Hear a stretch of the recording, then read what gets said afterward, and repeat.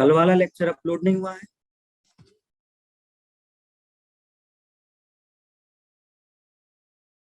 हुआ तो है शायद।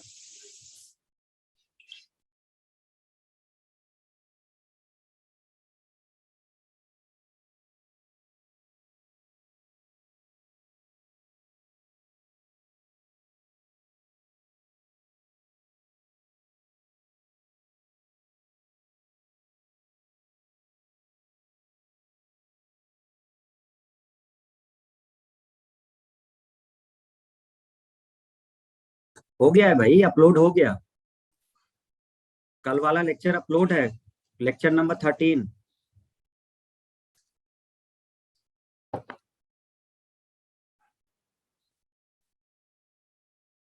लेक्चर नंबर 13 अपलोड है। ममता, ऐप में जाके देखो, लेक्चर अपलोड हो चुका है।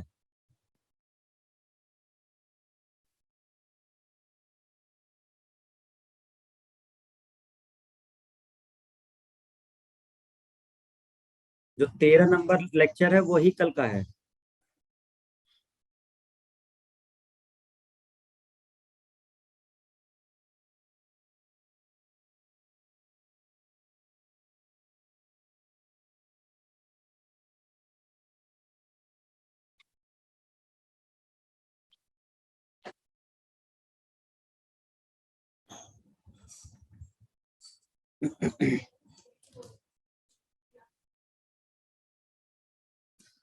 तो जय हिंद सभी को। ठीक है, हम लोग क्लास स्टार्ट करते हैं। हम लोग बात कर रहे थे शेड्यूल की, ठीक है ना। तो हमने आपसे बात किया कि कितने शेड्यूल है हमारे पास। तो हम लोगों ने क्या डिस्कस किया था स्टूडेंट्स,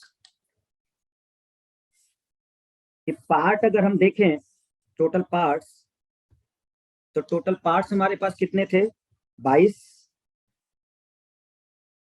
क्रमांक संख्या। लेकिन गणना के अनुसार अगर आज की डेट में देखें तो हम लोग को 25 मिलते हैं। ठीक है, जो चेंज हुए हैं वो कौन से चेंज हुए? तो 4 जो है वो ऐड किए गए थे। एक 4A ऐड हुआ, एक 9A और 9B, दो ये ऐड हुए, और एक 14A हुआ। हटाया कौन सा गया? पार्ट 7। तो पार्ट 7 हटाने से जो 22 थे हमारे, उस 22 में से एक कम हो गया था तो 21 हो गया, लेकिन 4 ऐड हो गए तो हमारे पास 25 हो गए थे पार्ट। आर्टिकल कितने हमारे पास? 395 जो ओरिजिनल। शेड्यूल जो थे पहले 8 थे, प्रेजेंट में हम देखें तो 12। मतलब कौन कौन से इसमें ऐड किए गए? तो इसमें ऐड किया गया आपका 9वां, 10वां, 11th और 12th, 4 ऐड किए गए। तो 8 में जब हमने ये ऐड कर दिए 4, तो हमारे पास हो गए 12। इसी का डिस्कशन हम लोग कर रहे हैं। एक ट्रिक बताई थी आप लोगों को, tears of old PM. I hope कि सबको याद हो गया होगा टीयर्स ऑफ ओल्ड पीएम का। थोड़ा सा आज हम लोग इसके अंदर का डिस्क्रिप्शन देखते हैं, कुछ मेन मेन पॉइंट्स। बहुत डिटेल में नहीं, डिटेल में हम लोग जब चैप्टर के अंदर चलेंगे तब देखेंगे। अभी उतना जितना हमें थोड़ा आइडिया मिल जाए कि क्या है। तो जो पहला है टीयर्स में टी, तो टी से हमें क्या मिला? टेरिटरी। इसमें हम लोगों ने किसकी बात की? संघ और राज्य क्षेत्र। यानी अगर हमें कोई नया राज्य बनाना है, उसकी सीमा का विस्तार करना है, ऐसा कुछ अगर है, तो हमें टेरिटरी वाला जो शेड्यूल है, यहाँ तो कुछ चेंजेस करने पड़ेंगे। ठीक है, उसके अकॉर्डिंग हम उसको देख लेंगे, जो नियम वगैरह होंगे। किसी की अगर सैलरी से बात होती है, जो संवैधानिक पद पर बैठा हुआ व्यक्ति है, अधिकारी है, ठीक है ना, उसके भत्ते, इमोलमेंट्स क्या उसको मिल रहे हैं वो चीजें, तो वो हमें सेकंड वाले से पता चलता है। सेकंड वाली अनुसूची, ये अनुसूची का नंबर है। ठीक है, ये अनुसूची नंबर है कि कौन सी अनुसूची में क्या है। तो दूसरे वाले में हमारे ये हैं। तीसरे वाले में क्या है? अफर्मेशन ओथ, शपथ लेना। ध्यान रखिएगा स्टूडेंट, इस शपथ लेने वाले में, अफर्मेशन और ओथ वाले में राष्ट्रपति शामिल नहीं है। ध्यान रखिएगा इस चीज को। राष्ट्रपति की जो शपथ है वो थर्ड अनुसूची में नहीं है। राष्ट्रपति की शपथ जो है वो अनुच्छेद में है, अनुच्छेद नंबर 60।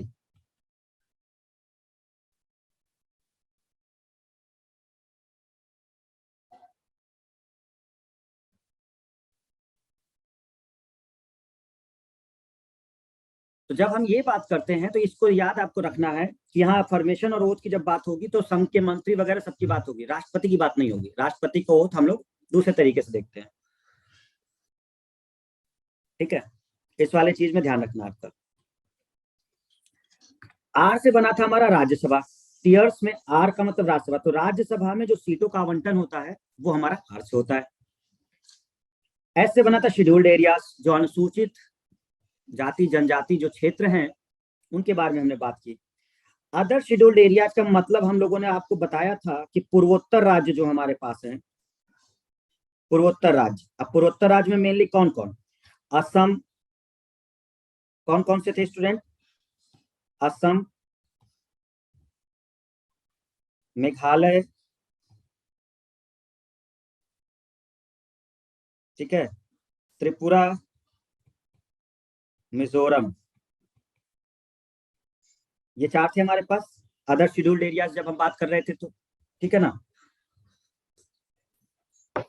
जब हमने फेडरल प्रोविजन की बात की थी तो फेडरल प्रोविजन में हमने आपको कंफर्म किया था कि 3 लिस्ट की बात हुई थी इसमें, एक समवर्ती की, एक संघ की, और एक किसकी बात हुई थी इसमें, राज्य की, 3 सूची, ठीक है ना। तो 3 की हमने बात की, तो ये जो लिस्ट है वो 7वें वाले में है। 8वें में हमने क्या बात किया था स्टूडेंट, ऑफिशियल लैंग्वेज की, ठीक है। कितनी है भाषाएं अब ऑफिशियल में, 22 हैं। पहले कितनी थी, स्टार्टिंग में जब मूल संविधान की अनुसूची में था तो उस समय कितनी भाषाएं थी स्टूडेंट्स, 12, 14, 16, 14 थी। तो पहले वो 14 थी लेकिन अब वो हो गई 22 जो शामिल कर ली गई। लैंड रिफॉर्म बहुत इंपॉर्टेंट, कृषि सुधार वाला जो पॉइंट है ये वेरी इंपॉर्टेंट था, और ये आपको बात किया गया 9वें में। लैंड डिफेक्शन का मतलब था दल बदल कानून, जो अपनी पार्टी बदल के दूसरे में चले जाते हैं तो उस समय एक कानून बनाया गया। आप अगर इसको देखें तो ये राजीव गांधी जी के समय इस कानून को लाया गया कि अगर आप चुनाव लड़ते हैं तो जिस चिन्ह पर आप लड़ रहे हैं और आपको अगर जिताया जा रहा है तो कृपया उसके बाद आप दल ना बदलें, क्योंकि आपको जो वोट दिया गया है वो पर्टिकुलर के लिए। आप सपोज करिए कि आप पंजे पर खड़े हुए कांग्रेस पर, तो आपको पंजे का मान करके व्यक्तियों ने दिया है, अब उसके बाद जब आप जीत जा रहे हैं तो आप दल बदल ले रहे हैं। तो इस तरह से चीजें थी, उस पर रोक लगाने के लिए चीज किया गया था, ये राजीव गांधी जी के समय आया था, ठीक है। वही 1985 के आसपास ये लागू कर दिया गया था। अच्छा अगला देखिए, डिफेक्शन हो गया, पंचायत से रिलेटेड जो भी बातें थी वो इसमें थी, और म्यूनसिपैलिटीज नगर पालिकाओं में आपका ये था। तो हम लोग अगर फिर से देखें तो अब हमें ये याद हो चुका होगा, और हम लोग अब इसके थोड़ा सा डिटेल देख सकते हैं। तो हमने कहा tears of old PM, T से बना टेरिटरी, ई से बना इमोल्यूमेंट्स, ए से बना अफर्मेशन, आर से बना राज्यसभा, एस से बना शेड्यूल, SC/ST, शेड्यूल कास्ट और शेड्यूल ट्राइब्स, ठीक है। फिर उसके बाद हमारे टीयर्स ऑफ, ओ से बना अदर शेड्यूल एरिया यानी कि पूर्वोत्तर राज्य, एफ से बना फेडरल प्रोविजन यानी कि 3 लिस्ट, कौन कौन सी स्टूडेंट, संघ, राज्य और समवर्ती। फिर उसके बाद हमने देखा ओल्ड, ओ से बना ऑफिशियल लैंग्वेज, एल से बना लैंड रिफॉर्म, डी से बना डिफेक्शन लॉ यानी कि दल बदल विरोधी कानून, और फिर हमने देखा पीएम, पंचायत और म्युनिसिपैलिटीज। आगे बढ़े, 3 लिस्ट बताया तो आपको हमने, ये 3 लिस्ट तो लिख तो दिया। समवर्ती, एक समवर्ती है, एक संघ है और एक राज्य है, 3 सूची है, समवर्ती सूची, संघ सूची और राज्य सूची, ठीक है। छोटे छोटे पॉइंट्स देखते हैं फिर उसके बाद हम लोग आगे बढ़ते हैं, ओके। यस एवरीवन, शुरू करें। सबसे पहले हम लोग क्या देखने वाले हैं स्टूडेंट्स, ये जो 8 सूची थी, 8 अनुसूची से जो 12 बनी है,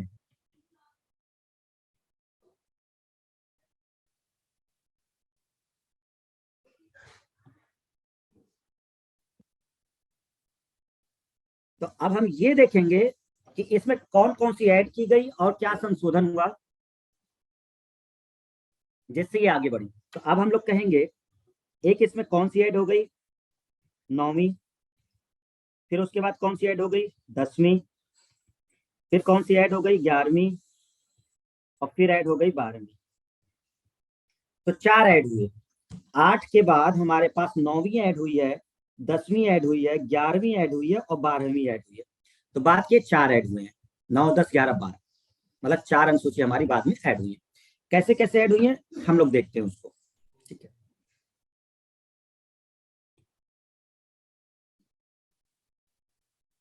देखिए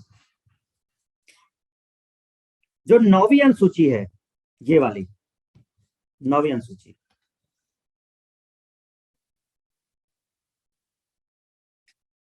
ये 9वीं अनुसूची आपकी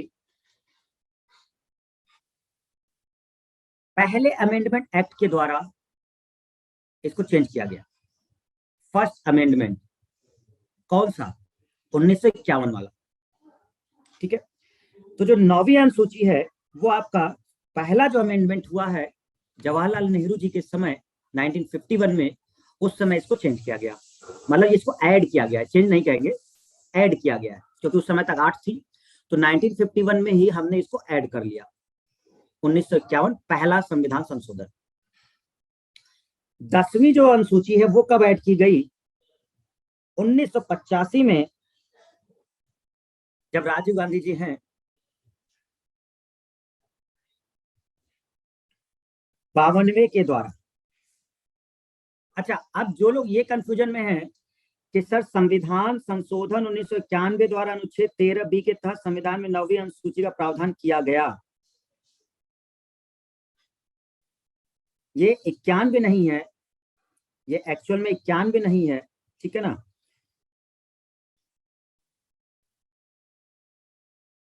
1951, 51, 51 पहला संशोधन 51 में हुआ है। ठीक है ना,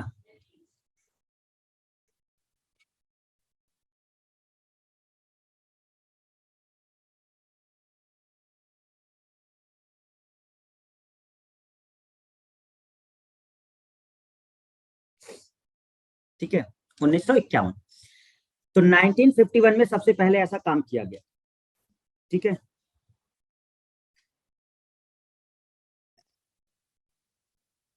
वो लिखते समय गड़बड़ हुआ होगा। ठीक है, 1951 है, पहला ही संशोधन हुआ था। ठीक है, तो अब इसको अगर हम लोग समझें तो इसको ऐसे समझिए, 9वीं अनुसूची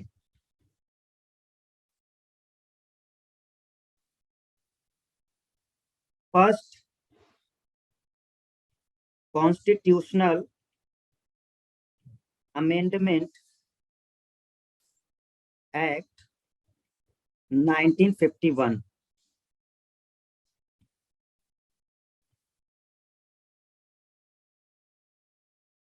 जोड़ा गया। जवाहरलाल नेहरू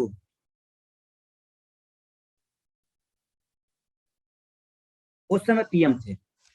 तो जवाहरलाल नेहरू जो थे वो उस समय पीएम थे और इन्हीं के समय ये चीज हमको देखने को मिली। ठीक है,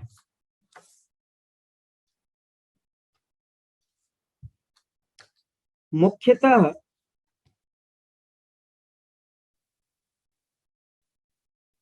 लैंड रिफॉर्म,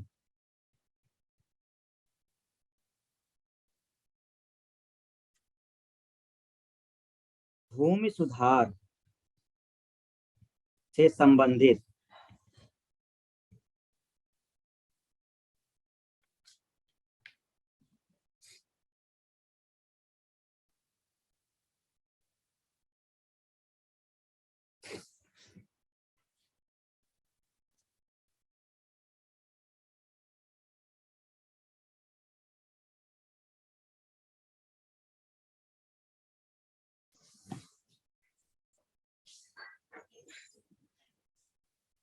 इसके तहत 31A, अनुच्छेद 31A और 31B जोड़े गए।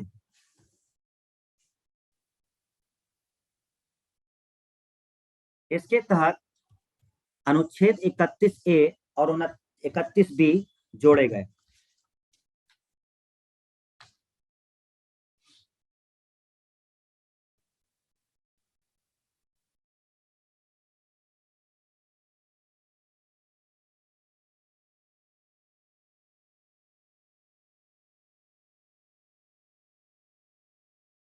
जमींदारी प्रथा के उन्मूलन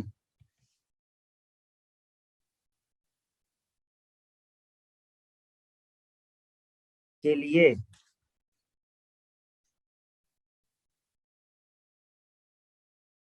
भूमि सुधार कानूनों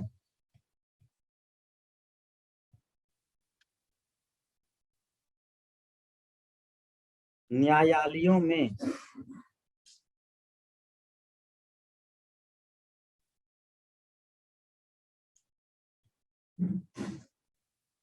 चुनौती दिए जाने से रोकना था।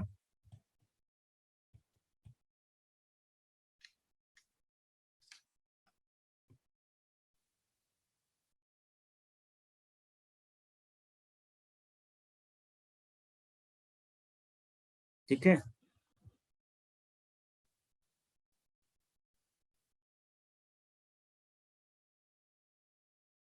देखिए बड़े आराम से समझिए। 9वां जो ऐड किए गए हैं ये ज्यादा इंपॉर्टेंट है, जो बाद में ऐड किए गए, क्योंकि कुछ सोच के इनको ऐड किया गया है।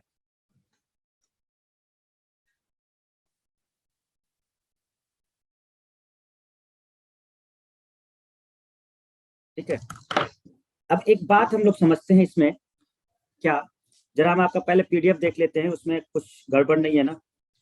तो हम पहले पीडीएफ देख लेते हैं, उसमें चीजें सही है लिखी है या नहीं। 1951 धारा अनुच्छेद 13B के तहत, हाँ 13B ठीक है, और साथ में 31 वाला है, ये दो एक साथ चलते हैं क्योंकि ये मूल अधिकार से रिलेटेड है ना, मूल अधिकार से रिलेटेड ही है, तो वो चीजें ठीक है, उसमें कोई दिक्कत नहीं है।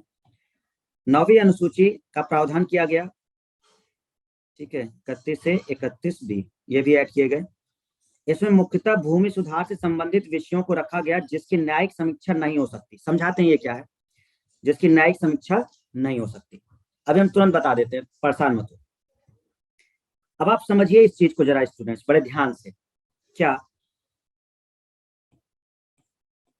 हमने क्या बोला आपसे कि जब हमारी गवर्नमेंट बनी, पंडित जवाहरलाल नेहरू प्राइम मिनिस्टर बने, अब सबसे बड़ी बात थी कि अगर हमें समाज का सुधार करना है, समाज के गरीब तबके के लोगों को ऊपर लाना है, और क्योंकि जब आजाद हुए थे तो उस समय जमींदारी प्रथा चल रही थी, बहुत बड़े बड़े जमींदार थे जिनके पास बहुत ज्यादा जमीनें थी, और अगर हम उनकी जमीनों को नहीं लेते हैं तो फिर हम जनरल पब्लिक के लिए कई सारे काम नहीं कर पाएंगे। भाई अब एक एक जमींदार के पास समझिए कि 600-600 एकड़ जमीन है, और वो उसके मौलिक अधिकार में आता था, संपत्ति का अधिकार, तो हम छीन नहीं सकते थे, मतलब साधारण तरीके से वो कोर्ट चला जाएगा कि हमारे मूल अधिकार का हनन है। तो जवाहरलाल नेहरू जी ने, उन्मूलन का मतलब होता है खत्म करना, उन्मूलन का मतलब होता है खत्म करना, तो जवाहरलाल नेहरू जी ने क्या सोचा कि अगर हम इनकी जमीन ही नहीं लेंगे तो हम अस्पताल कैसे खोलेंगे, ठीक है, स्कूल कैसे खुलेंगे, तो जो गरीब तबके के लोग हैं उनको गड़बड़ हो जाएगा, उनको समाज में बराबर की हिस्सेदारी मिल ही नहीं पाएगी। तो हमें कुछ ना कुछ तो करना पड़ेगा जिससे ये लोग कोर्ट न जा पाए, कि हम जैसे भूमि लेते हैं ये लोग कोर्ट पहुंच जाते हैं, कहते हैं कि हमारे मूल अधिकार का हनन है। तो सबसे पहले जवाहरलाल नेहरू जी ने पहला अमेंडमेंट एक्ट कर दिया, और उसी के तहत 9वीं अनुसूची जोड़ दी गई। जब 9वीं अनुसूची जोड़ी गई तो इसमें एक 13B, 13 जो हमारा बी है, जब आप उसको पढ़ेंगे अनुच्छेद को, एक्चुअल में उसी का हनन हो जाता है। जब कोई जाता था ना तो 13B के तहत जो बताया गया है वो उसी के तहत कोर्ट पहुंच जाता था। और क्योंकि उसको 31A में भी प्रावधान मिला हुआ है, 31 वाले में, और एक उसको मिला हुआ था 32 वाले में, जिसके तहत वो मूल अधिकारों का हनन होता है तो कोर्ट जा सकता है। तो इन्होंने क्या करवाया कि 32 के तहत वो जा सकता था वहां पर, ठीक है, सुप्रीम कोर्ट में चुनौती दे सकता था। तो जवाहरलाल नेहरू ने क्या किया, एक अनुसूची ही बढ़वा दी, 9वीं अनुसूची, और जो अनुच्छेद है 31A, 31 तो चल रहा था, उसी में ए और बी दो, तो 31 तो ठीक है चल रहा था, उसी में जो दो और आए तो एक 31A और 31B जोड़ दिए गए। क्लियर है? अब उन्होंने क्या किया, इस संविधान संशोधन जो इन्होंने किया है 1951 का फर्स्ट कॉन्स्टिट्यूशनल अमेंडमेंट, इसमें मुख्यतः उन्होंने भूमि सुधार वाले जो थे, जिससे अधिग्रहण में प्रॉब्लम ना हो, ऐसे अगर कोई विधेयक लाने हैं हमें, लैंड रिफॉर्म से रिलेटेड अगर कोई विधेयक लाने हैं, तो हम उसको 9वीं अनुसूची में डाल देंगे। और 9वीं अनुसूची में डालने के बाद उन्होंने जो ये वाला ऐड करवाया 31B, ये जो 31B देख रहे हैं आप, तो 31B को जब इन्होंने ऐड करवाया, ये वाला पॉइंट 31B को, तो इसमें एक पॉइंट डिफाइन करवा दिया।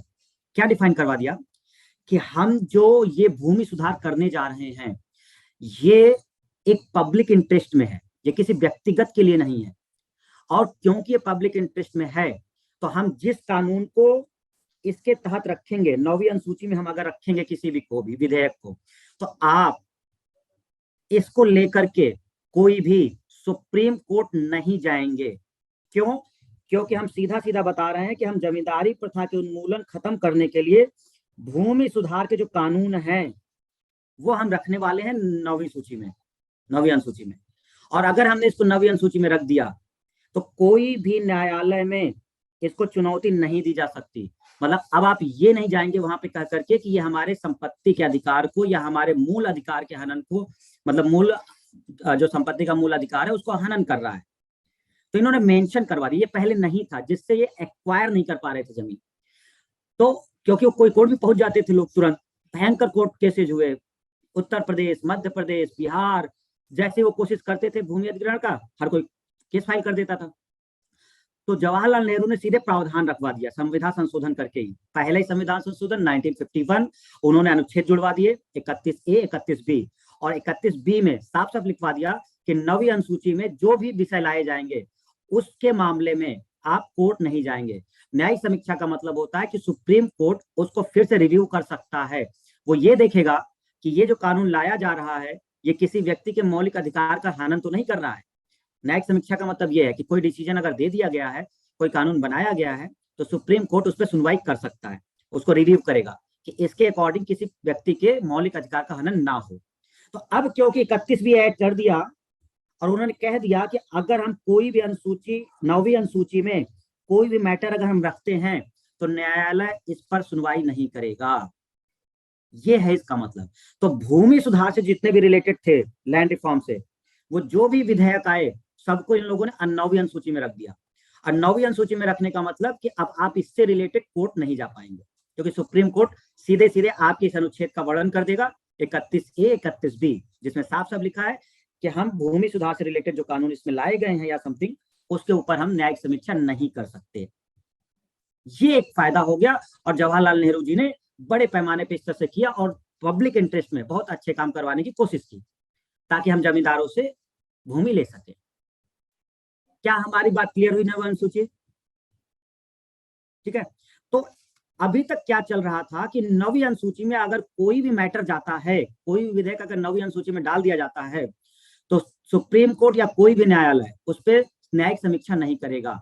मतलब आप उस पर केस नहीं कर सकते, आप कोर्ट नहीं जाएंगे। देखते हैं आज की कंडीशन, देखते हैं क्या, ये हम उस समय की बता रहे हैं जब ये ऐड किया गया था। आज की कंडीशन थोड़ी सी चेंज है कि हम कर सकते हैं या नहीं कर सकते। हम उस समय की बात कर रहे हैं जब पंडित जवाहरलाल नेहरू जी ने इसको ऐड करवाया था। बहुत सारी राज्य सरकारों ने क्या किया, इसका बहुत गलत उपयोग किया। गलत उपयोग का मतलब, जब भी उनको कोई ऐसा कानून लगता था कि अगर ये हम ला रहे हैं और इसके तहत कोई भी व्यक्ति कोर्ट चला जाएगा, तो किस अनुसूची में डाल देते थे? 9वीं अनुसूची में डाल देते थे। और 9वीं अनुसूची में उसको डालते ही न्यायिक समीक्षा हो ही नहीं सकती। तो ये एक गलत टूल की तरह यूज कर लिया आगे आने वाली सरकारों ने, राज्य सरकारों ने। अब उनको जैसे ही लगता था, एक प्रकार से समझ लो मनमानी हो गई है। कैसे? हम एक कानून बनाने वाले हैं राज्य के लिए और हम चाहते हैं कि कोई भी व्यक्ति कोर्ट में ना जा पाए, हम उसको किस में डाल देंगे? 9वीं अनुसूची में डाल देंगे। और 9वीं अनुसूची में डालते ही जो 31B है हमारा, वो कहता है कि कोई भी न्यायालय समीक्षा नहीं कर सकता। लीजिए, आप कोर्ट जा ही नहीं सकते।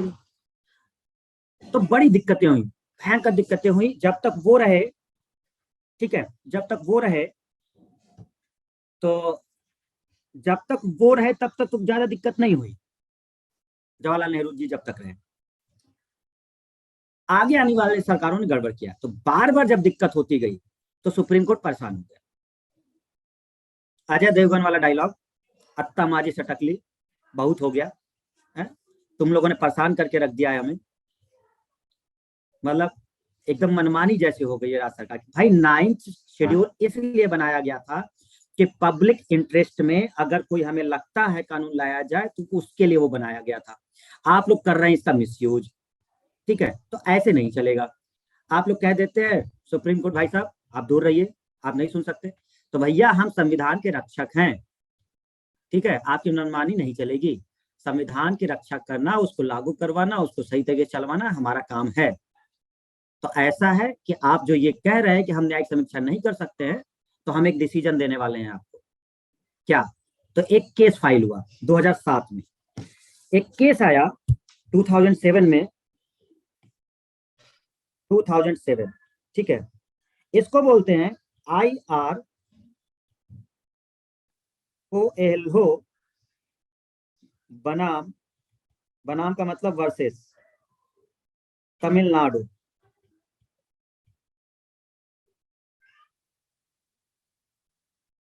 ठीक है, एक केस फाइल हुआ। फिर वही दिक्कत आई, 9वीं अनुसूची वाली।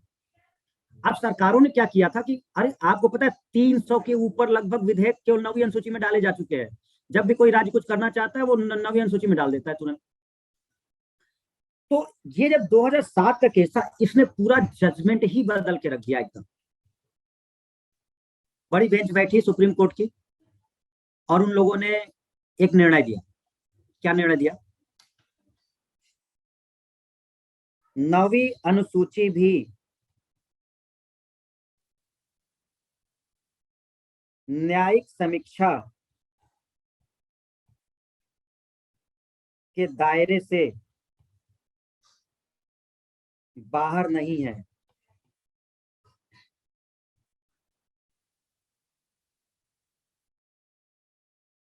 लेकिन कंडीशन थी एक, उसने, सुप्रीम कोर्ट ने क्या कहा कि 9वीं अनुसूची भी न्यायिक समीक्षा के दायरे से बाहर नहीं है।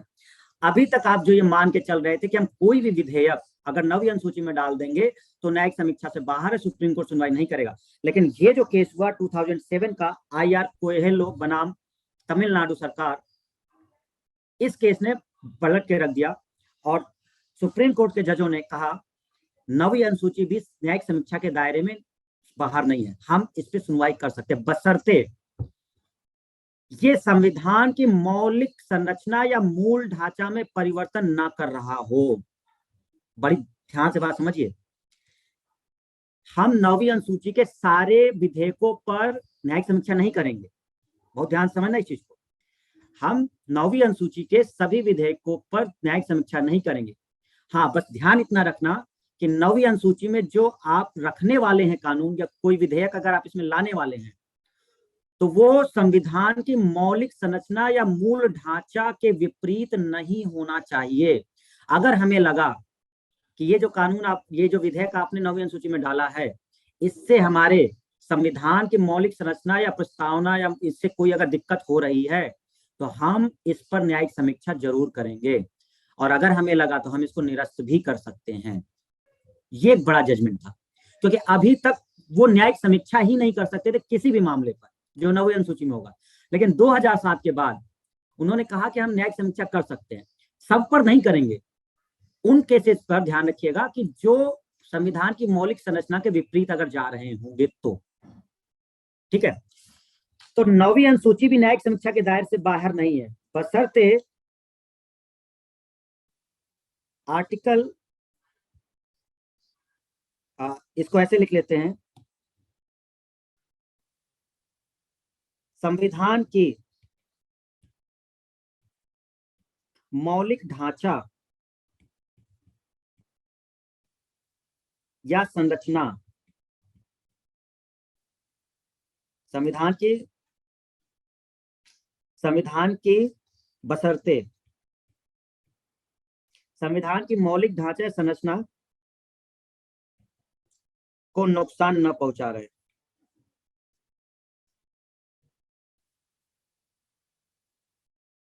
ना पहुंचे। तो उन्होंने कहा अगर आप राज्य सरकार या आप लोग अपनी पावर ये समझ रहे हैं कि हम जो भी 9वीं अनुसूची में डाल देंगे हम उसमें सुनवाई ही नहीं करेंगे, तो आपकी गलतफहमी है। हम एक डिसीजन दे रहे हैं कि 9वीं अनुसूची को भी हम ला सकते हैं न्यायिक समीक्षा के दायरे में, बशर्ते कि वो जो विधेयक लाने वाले हैं वो संविधान की मूल संरचना को नुकसान न पहुंचा रहा हो। अगर वो संविधान की मूल संरचना को नुकसान नहीं पहुंचा रहा है तो हम न्यायिक समीक्षा नहीं करेंगे। लेकिन अगर हमें लगा कि इस विधेयक के लाने से हमारे संविधान की मूल भावना, मूल संरचना, मौलिक ढांचा को कोई नुकसान पहुंचने वाला है तो हम इस पर न्यायिक समीक्षा जरूर देंगे, और अगर हमें लगा तो हम इसको रद्द भी कर सकते हैं। ये बहुत एक इंपॉर्टेंट मेजर डिसीजन था 2007 वाले में। तो अगर आज की डेट में अगर कोई पूछे कि क्या 9वीं अनुसूची है उस पर न्यायिक समीक्षा हो सकती है, तो आप कहेंगे यस हो सकती है, लेकिन सभी मामलों पर नहीं, 9वीं अनुसूची के सभी मामलों पर नहीं, कुछ मामलों पर। बात समझ में आ गई सबको? Yes everyone? रोहित, देवेंद्र, मनीष, सर्वेंद्र, हिमतेश, रिंकी, क्या हमारी बात क्लियर है? यानी शुरुआत में जब हमने बात की थी तो शुरुआत में जब पहली बार यह ऐड किया गया था तो उस समय हम नहीं कर सकते थे, क्योंकि जवाहरलाल नेहरू जी ने 31B जो ऐड करवाया दिया था उसके तहत आप सुप्रीम कोर्ट नहीं जा सकते थे। लेकिन कोएलो बनाम तमिलनाडु का जो जजमेंट आया था इसने कह दिया कि हम समीक्षा कर सकते हैं लेकिन सभी पर नहीं करेंगे। अब दिक्कत ये आई कि अगर आपने ये अगर डिसीजन आपने दे दिया तो फिर जो पुराने डिसीजन है हमारे उनका क्या होगा?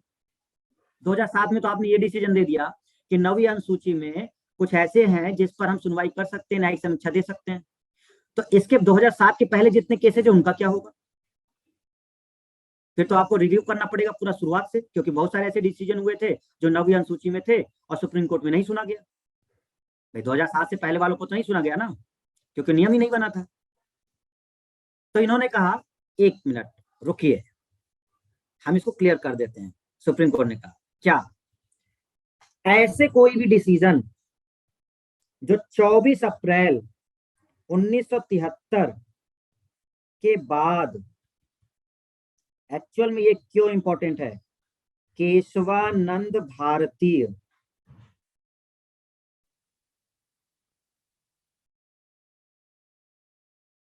चौबीस अप्रैल 1973 के बाद, ठीक है, के जो केसेज होंगे उन पर हम न्यायिक समीक्षा देंगे 24 अप्रैल 1973 के बाद। इसके पहले वालों पर नहीं। केशवानंद भारती के पहले वाले केसेस पे हम नहीं करेंगे जो भी ऐड किया गया होगा, लेकिन केशवानंद भारती का जो 24 अप्रैल 1973 का है, इसके बाद जितने भी चीजें अगर अनुसूची में डाली गई हैं 9वीं अनुसूची में, तो हम न्यायिक समीक्षा करेंगे 24 अप्रैल 1973 के बाद। ठीक है, अब देखिए आपके पीडीएफ में उन्होंने क्या लिखा है, आप समझिए उस चीज को। यही पॉइंट लिखा है, जरा ध्यान से पढ़िए सभी लोग। संविधान संशोधन 1951 के द्वारा अनुच्छेद 10 स्टार्टिंग वाला जो था, फिर उसमें 31A और 31B जो जोड़ा गया था, इसमें मुख्यतः भूमि सुधार से संबंधित विषयों को रखा गया जिसकी न्यायिक समीक्षा नहीं हो सकती थी। तो जब जवाहरलाल नेहरू जी ने इसको रखा तो उसमें न्यायिक समीक्षा नहीं हो सकती थी। ओके, ठीक है। लेकिन 11 जनवरी 2007 वही कोएलो केस जो है, कॉमन कॉज ने जनहित याचिका पर सुनवाई करते हुए वाईके सब्बरवाल की अध्यक्षता वाली 9 संसदीय संविधान पीठ ने निर्णय दिया कि 24 अप्रैल 1973, ये केशवानंद भारती केस है, 24 अप्रैल 1973 से पूर्व के विषयों का ही केवल न्यायिक समीक्षा नहीं हो सकती। समझ गए ना? देखो डिसीजन जो आया कोएलो केस वाला 2007 वाला, तो उन्होंने कहा कि इसके पहले का अगर कोई केस है, 24 अप्रैल 1973 से पहले का अगर कोई केस है केशवानंद भारती से पहले का, तो हम नहीं करेंगे न्यायिक समीक्षा। लेकिन अगर कोई केस ऐसा आया हो जो केशवानंद भारती के बाद 9वीं अनुसूची में डाला गया है, तो हम न्यायिक समीक्षा कर सकते हैं। तो 24 अप्रैल 1973 से पूर्व के विषयों का ही केवल न्यायिक समीक्षा नहीं हो सकता, जिनकी संख्या 13 है। लेकिन 24 अप्रैल 1973 के बाद सम्मिलित विषयों की न्यायिक समीक्षा की जा सकती है। ये है पॉइंट, आपको ये ध्यान रखना होगा। ठीक है एवरीवन।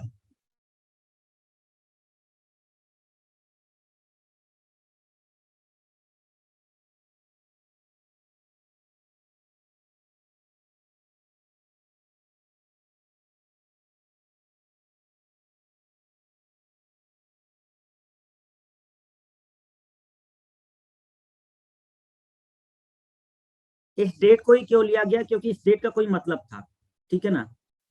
अरे 8वीं के पीछे मत पड़ो भाई, तुम लोग कैसे आदमी हो। हम समझा रहे हैं 9वीं अनुसूची, कह रहा है सर 8वीं बता दीजिए। हमने तुमसे कहा कि हम 8वीं नहीं बताएंगे, बोला हमने। हम पहले वो बता रहे हैं जो ऐड हुए हैं।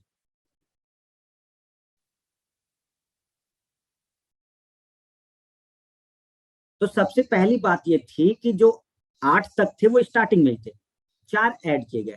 तो जो 9वीं अनुसूची है ये बहुत इंपॉर्टेंट इसलिए है क्योंकि पहला जो संविधान संशोधन हुआ है स्टूडेंट्स 1951 में, 1951 में, उसके तहत जवाहरलाल नेहरू जी ने इसको ऐड करवाया और 2 अनुच्छेद उसमें जो बढ़ाए गए 31A और 31B, इसको जब उन्होंने ऐड करवाया तो भूमि सुधार कानून से, भूमि सुधार से रिलेटेड जितने विधेयक लाने थे उसको 9वीं अनुसूची में रखा और उन्होंने साफ मेंशन करवा दिया कि 9वीं अनुसूची में अगर हम कोई भी विधेयक लाते हैं और इसको रखते हैं तो उस पर जो न्यायालय है वो समीक्षा नहीं करेंगे।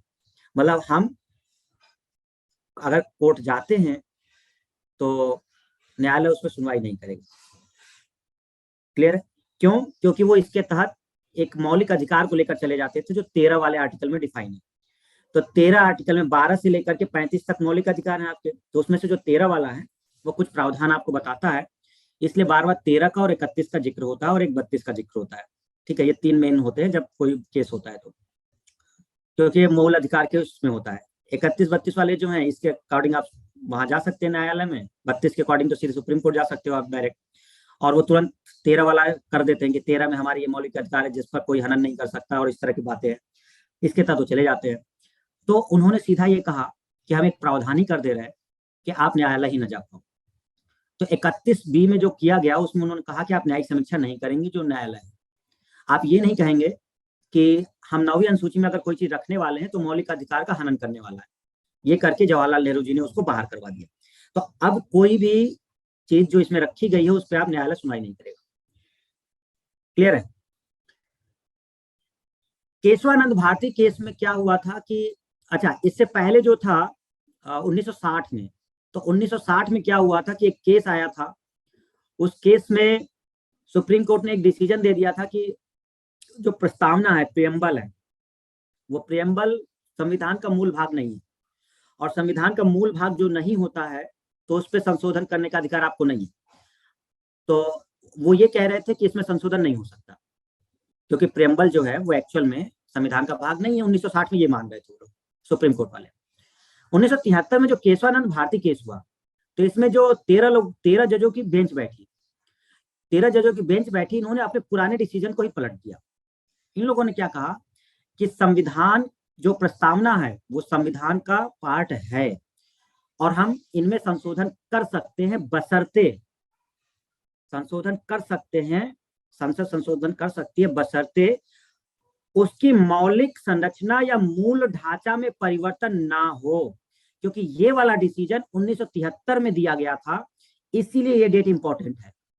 24 अप्रैल 1973 को पहली बार ऑफिशियली सुप्रीम कोर्ट ने कहा कि जो प्रियम्बल है, जो प्रस्तावना है, जो एक आत्मा है हमारे पूरे संविधान की, वो हमारे संविधान का भाग है और जो हमारे संविधान का भाग है तो हम उसमें चेंज कर सकते हैं बशर्ते उसकी मौलिक संरचना या मूल ढांचा में परिवर्तन ना हो। और यही बात वो 2007 में बता रहे हैं आपको कि हर चीज न्यायिक समीक्षा के दायरे में है, लेकिन ध्यान रखिए कि उसकी मौलिक संरचना चेंज ना होने पाए। और क्योंकि ये डिसीजन 1973 में दिया गया था इसलिए वो डेट इंपॉर्टेंट है कि इसके पहले तक को तो हम न्यायिक दायरे में नहीं लाएंगे, लेकिन इस केस के बाद जितनी चीजें हैं वो न्यायिक समीक्षा में रहेंगी, इसलिए केशवानंद भारती केस इंपॉर्टेंट था। तो अब ये पॉइंट था, तो नवी अनुसूची में लैंड रिफॉर्म से जितने कानून थे ये उनके लिए बनाया गया था, उनको रखा गया था विधेयकों को, ताकि जमींदार जो है वो इस पर केस ना कर सके। बट गलत यूज जब होने लग गया, हर कोई भी कानून, कोई भी विधेयक आता था वो सब डाल दिए, जो भी राज्य सरकार को लगता था वो सारे विधेयक डाल देती थी उसमें, नवी अनुसूची की सुनवाई ना हो भाई, इसलिए तो बनाया नहीं गया था। इसलिए सुप्रीम कोर्ट को एक डिसीजन दिया उन्होंने 2007 वाले में, कोयलो बनाम तमिलनाडु, उन्होंने सीधा कहा अगर आप ये सोचते हैं कि नवी अनुसूची पे हम न्यायिक समीक्षा नहीं कर सकते तो आपकी गलतफहमी है, हम न्यायिक समीक्षा कर सकते हैं, लेकिन हम सब पर नहीं करेंगे। हमको जिस विधेयक पर ये लगेगा कि हमारे संविधान की मौलिक संरचना के विपरीत जा रहा है तो हम उस पर सुनवाई करेंगे। ठीक है, इतना सा पॉइंट था आपके इस नवी अनुसूची के लिए। क्या हमारी बात क्लियर हुई स्टूडेंट्स? एवरीवन, अब क्लियर है सबको नवी अनुसूची का मतलब? ठीक है ना। 13B में मौलिक अधिकार के बारे में बात हुई है। 31B में कानून एक नियम है। देखिए 13B के तहत आप सुप्रीम कोर्ट नहीं जाएंगे। 13B में आपका अधिकार है, मौलिक अधिकार, कि कोई भी इसका परिवर्तन ना करे, और अगर कोई परिवर्तन करता है इसमें तो 31 और 32 के तहत आप सुप्रीम कोर्ट जा सकते हैं। तो 31-32 आपको अधिकार देता है सुप्रीम कोर्ट जाने का, एक्चुअल में 32 वाला। और क्या मुंह लेके जाओगे कोर्ट में, क्या कहोगे, किस चीज का हनन हुआ है? तो आप कहोगे सर 13 पढ़ लीजिए आर्टिकल।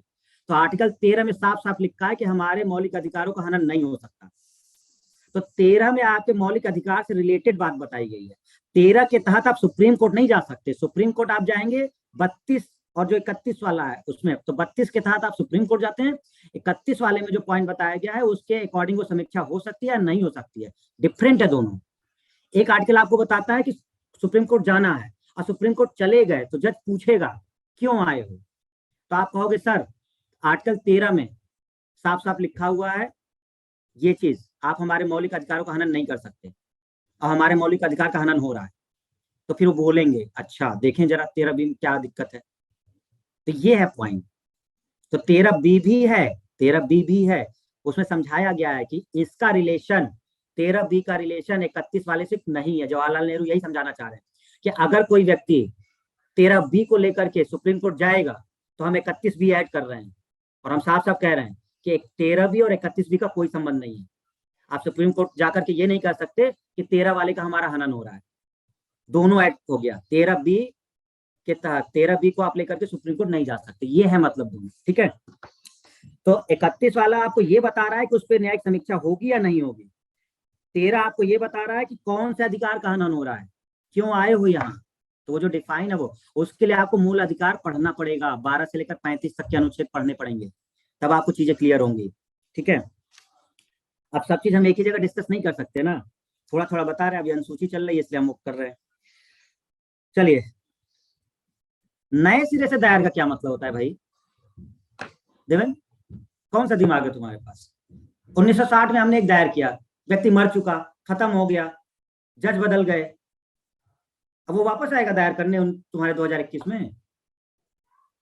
अब वो वापस आएगा दायर करने केस?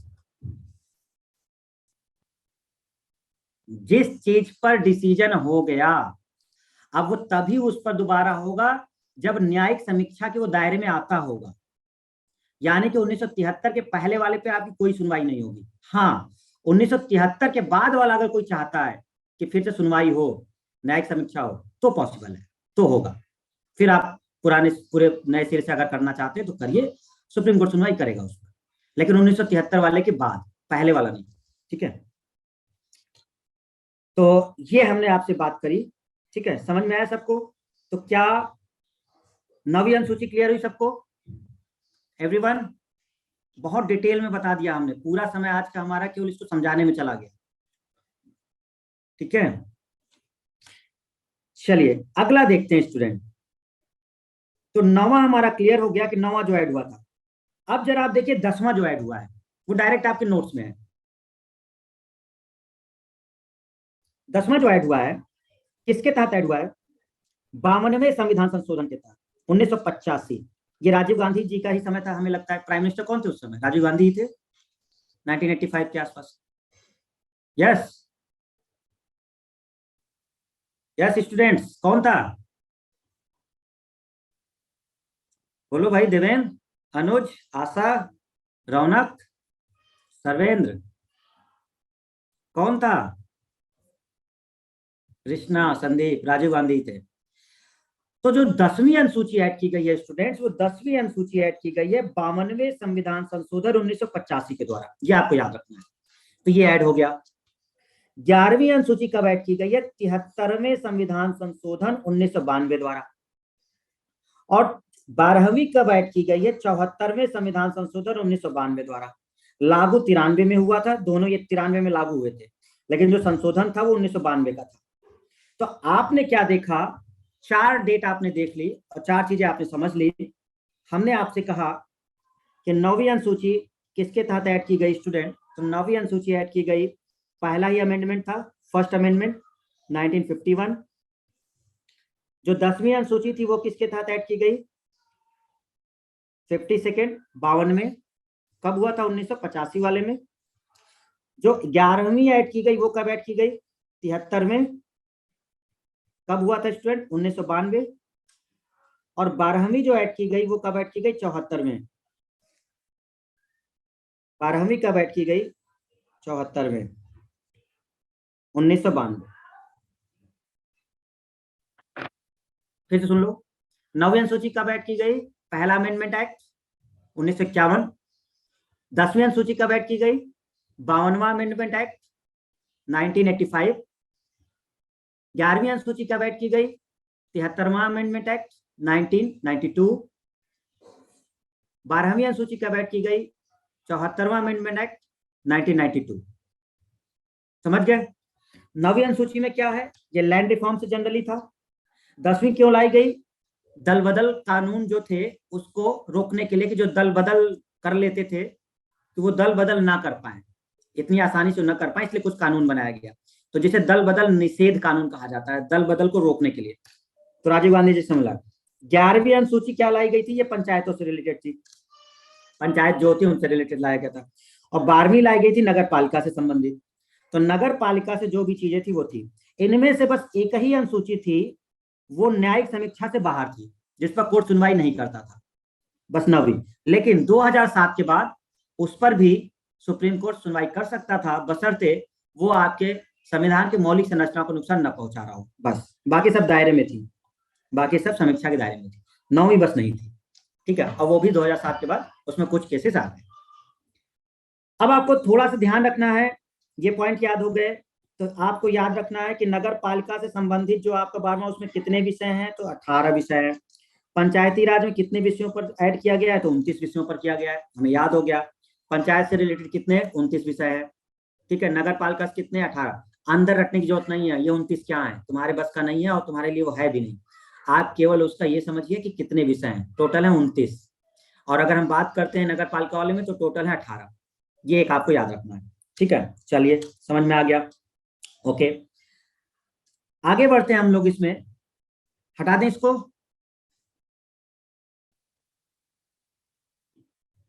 समझिए। अब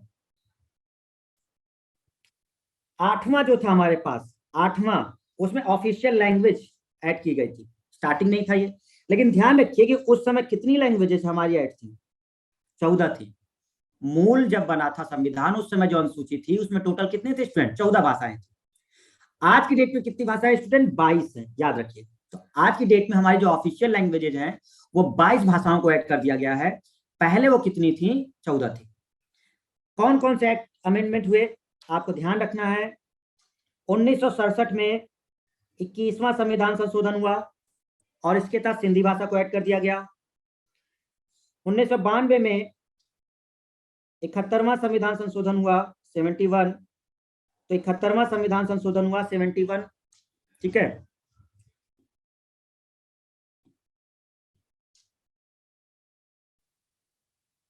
वन 71वां संविधान संशोधन हुआ, 71। और उसके द्वारा मणिपुरी, नेपाली और कोंकणी, इनको ऐड कर दिया गया। 2003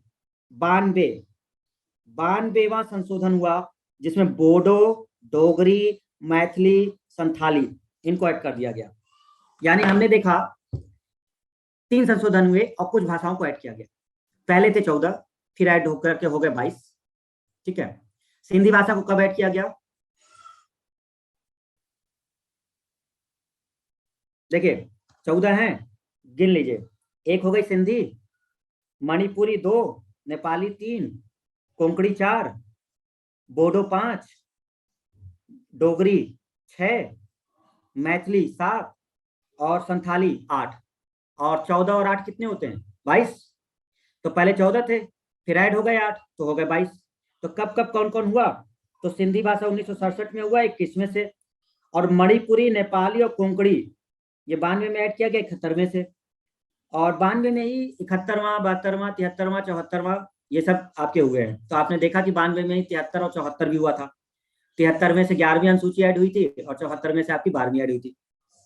तो उसी साल 1992 में ही 71वां हुआ था, जिससे ये भाषा को ऐड किया गया था तीनों को। और 2003 में जो हुआ था वो 92वां संशोधन हुआ था, और उसमें बोडो, डोगरी, मैथिली, संथाली ये आपको याद रखना है। Clear everyone? ठीक है, तो देखिए एक थोड़ा सा चीजें आपको देखने को मिलेगा। होता क्या है ना, एक्चुअल में जो संशोधन आता है और जो लागू होने वाला होता है उसमें थोड़ा डिफरेंस होता है। जैसे मान लो हमने 2003 में संशोधन लाए, हम थोड़ा सा ध्यान रखिए, जैसे हमने 2003 में लाए, अब मान लो ये हम दिसंबर में ला रहे हैं या नवंबर में ला रहे हैं, तो हो सकता है कि उसी साल वो लागू ना हुआ हो। एक्ट उस समय आ गया होगा, संशोधन कर दिया गया होगा, लेकिन वो लागू अगले हो रहा हो। इसलिए कहीं कहीं आपको क्या लिखता है कि 2003 में 52वां संशोधन हुआ था ये, लेकिन लागू कब हुआ? तो कहेगा लागू कब हुआ, तो वो कहेगा ये लागू हुआ 2004, मतलब ऐसे ऐसे बोलता है। जरूरी नहीं है कि जिस समय वो लाया गया होगा उसी समय वो लागू कर दिया गया होगा, लेकिन बोलेंगे हम उसको कि 2003 के तहत ही हुआ था। तो 92वां संशोधन 2003 के तहत किया गया था, लागू 2004 में हुआ। ये इस तरह से शब्द होते हैं, क्योंकि कभी कभी क्या होता है कि यार लास्ट वाले मंथ में ही लाया जाता है। हो सकता है कि नवंबर के आसपास लाया गया हो, उस पर सुनवाई हो रही हो और फिर वो उसको लागू करने में उन्हें समय लगे, इस वजह से ऐसा होता है। ठीक है ना, तो ये आपको थोड़ा सा ध्यान रखना है। चलिए, तो ये चीजें हम लोगों ने समझ ली। अच्छा, 8वां क्लियर हो गया। एक ये बहुत इंपॉर्टेंट है, 7वीं अनुसूची बहुत इंपॉर्टेंट है, बहुत ज्यादा। अब 7वीं अनुसूची में 3 है आपके पास, संघ सूची, राज्य सूची, समवर्ती सूची। मूल विषय 97, 66, 47। देखिए नोट्स बनाते समय तक 100 थे, आज की डेट में 100 नहीं है, आज की डेट में 98 है। ठीक है ना, तो जब ये नोट्स बनाया गया था उस समय तक जो थे वो 100 रखे गए थे। 2 इन लोगों ने हटा दिया था, एक 97 का था, बी और सी करके ऐसे था, उन दोनों को रिपील कर दिया गया था, बी और सी वगैरह, तो उसको हटा दिया गया। तो इस तरह से हम देखेंगे तो आज की डेट में अगर अभी की प्रेजेंट की हम बात करें तो प्रेजेंट में 98 है इसमें। ठीक है ना, और बाकी सब आप देख सकते हैं वो सब है। क्या हुआ था एक्चुअल में, हम समझाते हैं आपको। देखिए थोड़ा सा ध्यान रखिए, 97 क्लियर है, ये मूल था, कोई दिक्कत नहीं है। 66 राज्य सूची में था, कोई दिक्कत नहीं है, और ये 47 इसमें था। तो आज की डेट में जो ये मूल विषय है, जो संघ सूची वाला, उसमें 98, स्टेट लिस्ट में आपका ये दिख रहा है, और समवर्ती सूची में आपको ये दिख रहा है। हुआ क्या था कि राज्य सूची के 5 सब्जेक्ट को, 66 है तो 5 सब्जेक्ट निकाल लिए गए, और 66 में से अगर 5 सब्जेक्ट आप निकाल लेते हैं तो 61 बचता है। वो 5 सब्जेक्ट राज्य वाले से निकाल करके समवर्ती में डाल दिए गए। तो जब हमने यहां से वो 5 निकाले 66 से, तो यहां कितने बच गए? 61, और वो 5 हमने किस में डाल दिए? समवर्ती में डाल दिए। तो समवर्ती वाले कितने बन गए? 52। हमें बात समझ में आ रही है सबको? बोलो, बात क्लियर हो रही है? देखो ये ऐसे है, हमने क्या कहा कि हम बात कर रहे हैं स्टूडेंट 7वें अनुसूची की, 7वें अनुसूची की। तो 7वें अनुसूची में क्या है, केंद्र और राज्य के बीच शक्तियों का बंटवारा। केंद्र और राज्य के बीच शक्तियों का बंटवारा। अब कैसे बंटवारा? वो कह रहे हैं कि कुछ ऐसे विषय हैं जिस पे केवल केंद्र कानून बना सकता है, कुछ ऐसे विषय हैं जिस पर केवल राज्य कानून बना सकता है, कुछ ऐसे विषय हैं जिस पे दोनों कानून बना सकते हैं। इसलिए हम इसको कहते हैं कि केंद्र और राज्य के बीच जो शक्तियों का बंटवारा है वो हमें 7वीं अनुसूची में देखने को मिलता है कि किसके पास कौन सी पावर है किस विषय पर। तो हम अगर इसको समझें स्टूडेंट्स बड़े ध्यान से, तो हम लोग कहते हैं कि संघ सूची एक पहली लिस्ट बनाई गई। तो संघ सूची में हमने कहा केंद्र के पास कानून बनाने का अधिकार, केंद्र के पास कानून बनाने का अधिकार है। तो केंद्र के पास ये कानून बनाने का अधिकार है किस पर? जो संघ सूची होगी, यूनियन लिस्ट जो होगी। तो यूनियन लिस्ट में अगर कोई सब्जेक्ट है तो उसमें केंद्र के पास कानून बनाने का अधिकार है।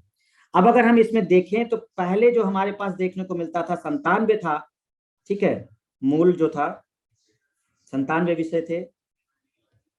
अगर हम अभी इस समय तक बात करें वर्तमान में, तो वर्तमान में हम लोग देखते हैं तो इसमें करीब करीब 98 के आसपास आपके बताए जाते हैं। ठीक है, थोड़ा सा चीजों को क्लियर करने के लिए हम कुछ सब्जेक्ट आपको बता देते हैं, वेरी इंपॉर्टेंट जो है, सबको नहीं ध्यान रखना है, कुछ को ध्यान रखिए कि कौन कौन से विषय हैं इसमें। दो चार बता देते हैं जिससे आपको थोड़ा आइडिया हो जाए। समझिएगा जरा बड़े ध्यान से।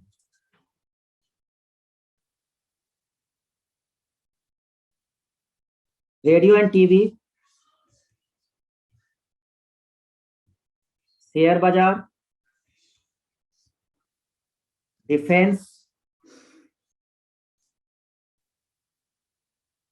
जनगणना, बैंकिंग, बीमा यानी इंश्योरेंस,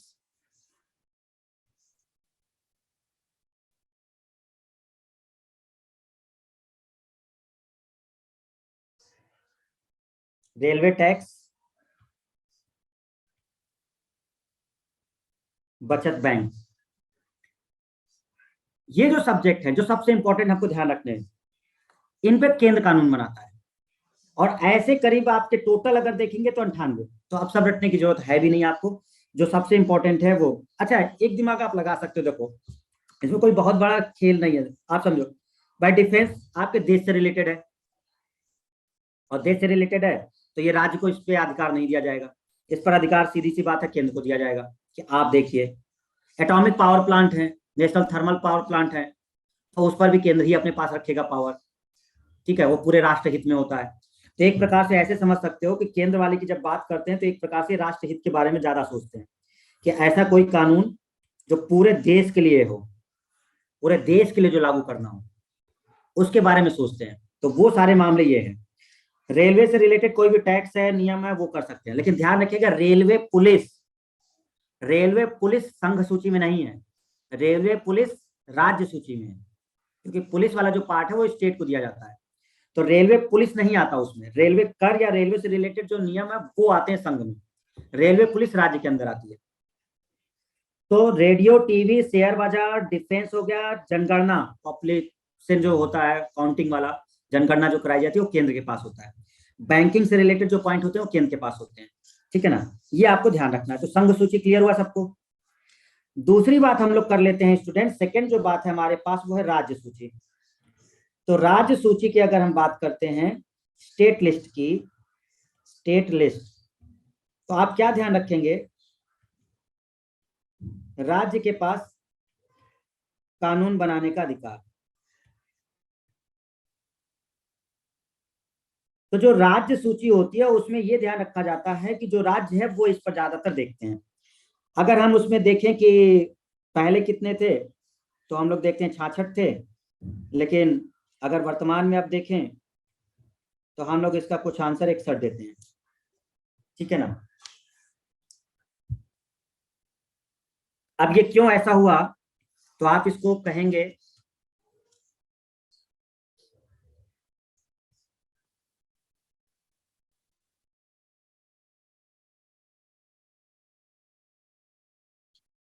बयालीसवें संविधान संशोधन के तहत राज्य सूची के 5 विषय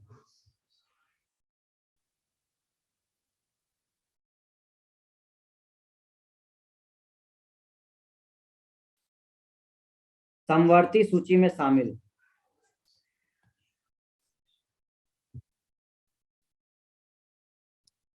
जो 42वां अमेंडमेंट एक्ट आया था 42nd वाला, उस 42वें के अनुसार 42वें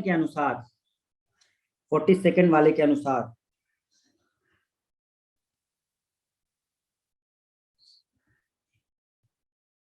42वें संविधान संशोधित किया था, राज्य सूची के 5 विषय समवर्ती सूची में डाल दिए गए। तो ये जो 66 था ये कम हो गया। हम आपको एक और बता देते, थोड़ा सा एक्स्ट्रा बता देते, वो 5 विषय कौन है, ताकि आपको थोड़ा आइडिया रहे। हम बता देते वो कौन कौन है। एक शिक्षा, दूसरा जनसंख्या नियंत्रण,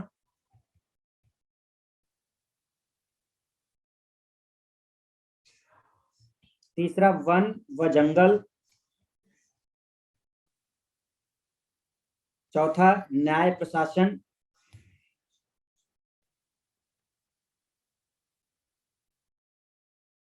और 5वां है वेट एंड मेजरमेंट।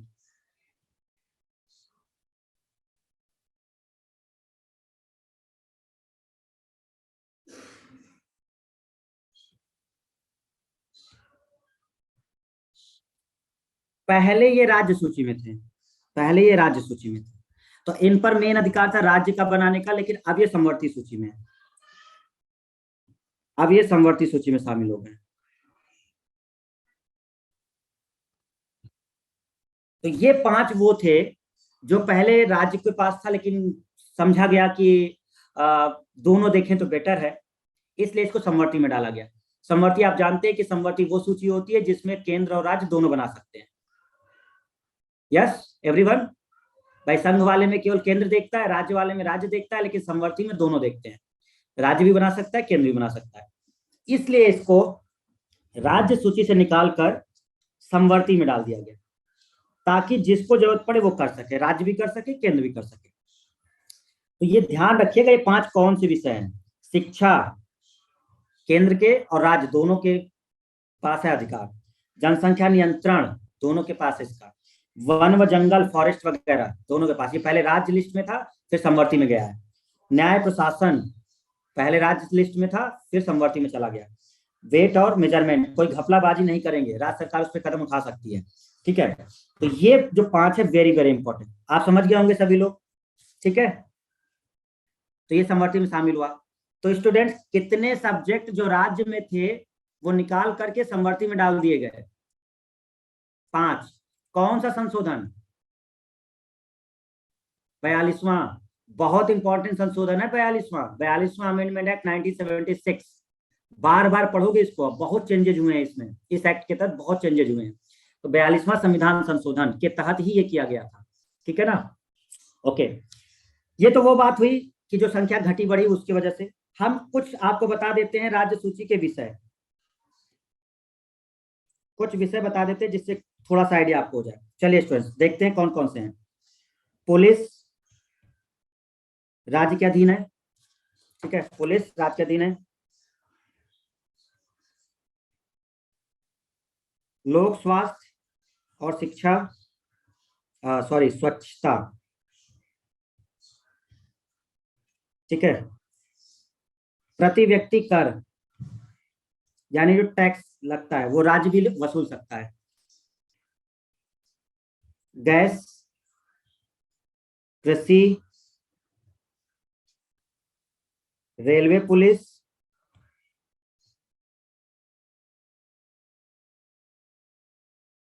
पंचायती राज, भूमि सुधार। ये कुछ इंपॉर्टेंट जिससे क्वेश्चन पूछे जाते हैं।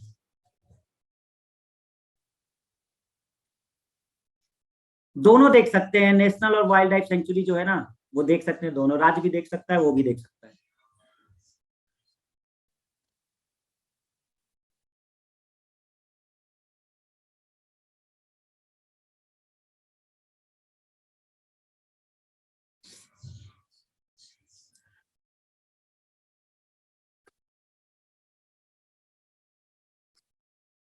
जैसे वाइल्ड लाइफ सेंचुरी वगैरह होती है तो पहले वो राज्य को दिया जाता है, लेकिन जब केंद्र को लगता है कि अगर इसको प्रमोट करना है या आगे करना है तो केंद्र सरकार उसमें अपना हेल्प करती है और उसको प्रमोट करवाती है, उसकी रक्षा के लिए कर सकता है। लेकिन मेन अधिकार राज्य का होता है वाइल्ड लाइफ सेंचुरी पर, कि वो पहले वो उसको बनवाए और उसको देखे। हाँ, वो हेल्प ले सकता है केंद्र का, अगर उसको लगता है कि ऐसा कुछ है तो केंद्र मदद करेगी, ठीक है, उस चीज पर। तो ये चीजें हो गई। तो आपने क्या देखा स्टूडेंट्स, रेलवे से रिलेटेड जो टैक्स वगैरह हैं या रेलवे से कोई नियम कानून है तो वो संघ सूची में है, लेकिन जो रेलवे पुलिस वाला पॉइंट है वो आपका राज्य में है। ध्यान एक याद रखिएगा, पुलिस जो है वो राज्य के अधीन है, लेकिन दिल्ली जो केंद्र शासित प्रदेश है उसका एक स्पेशल प्रावधान है, उसकी अलग चीजें हैं। 69 अमेंडमेंट एक्ट, 69वां अमेंडमेंट एक्ट ऐसा था जिसमें दिल्ली से संबंधित प्रावधान किए गए थे कि कुछ मामले ऐसे हैं जो दिल्ली से संबंधित, राज्य तो है, केंद्र शासित प्रदेश भी है वो, इस वजह से इसके पुलिस प्रशासन को हम दिल्ली को नहीं देंगे, वो एक्चुअल केंद्र के अधीन रहेगा। तो वो एक अलग से एक्ट संशोधन हुआ था, वो 69वां अमेंडमेंट एक्ट बोला जाता है, जिसके तहत वो जो पुलिस है वो उनके पास नहीं है, वो पुलिस आपके केंद्र के पास है, ठीक है ना। तो ये चीजें हमको थोड़ा सा देखनी पड़ेंगी। चलिए आगे देख लेते हैं जरा, समवर्ती सूची के बारे में थोड़ा जल्दी से बता देते हैं। तो थर्ड जो हमारे पास है वो समवर्ती सूची है। समवर्ती सूची, केंद्र व राज्य दोनों कानून बना सकते हैं,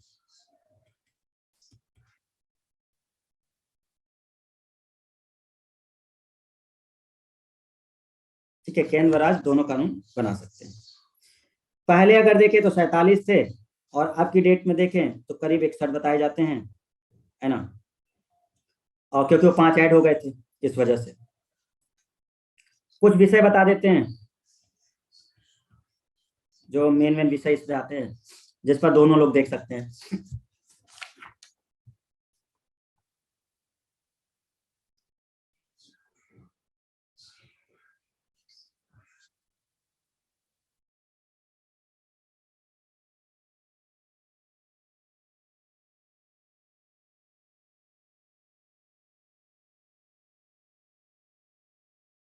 अच्छा, एक बात तो क्लियर हो गई ना भाई, ये 5 तो होंगे ही होंगे ना, ये 5 तो होंगे ही होंगे ना।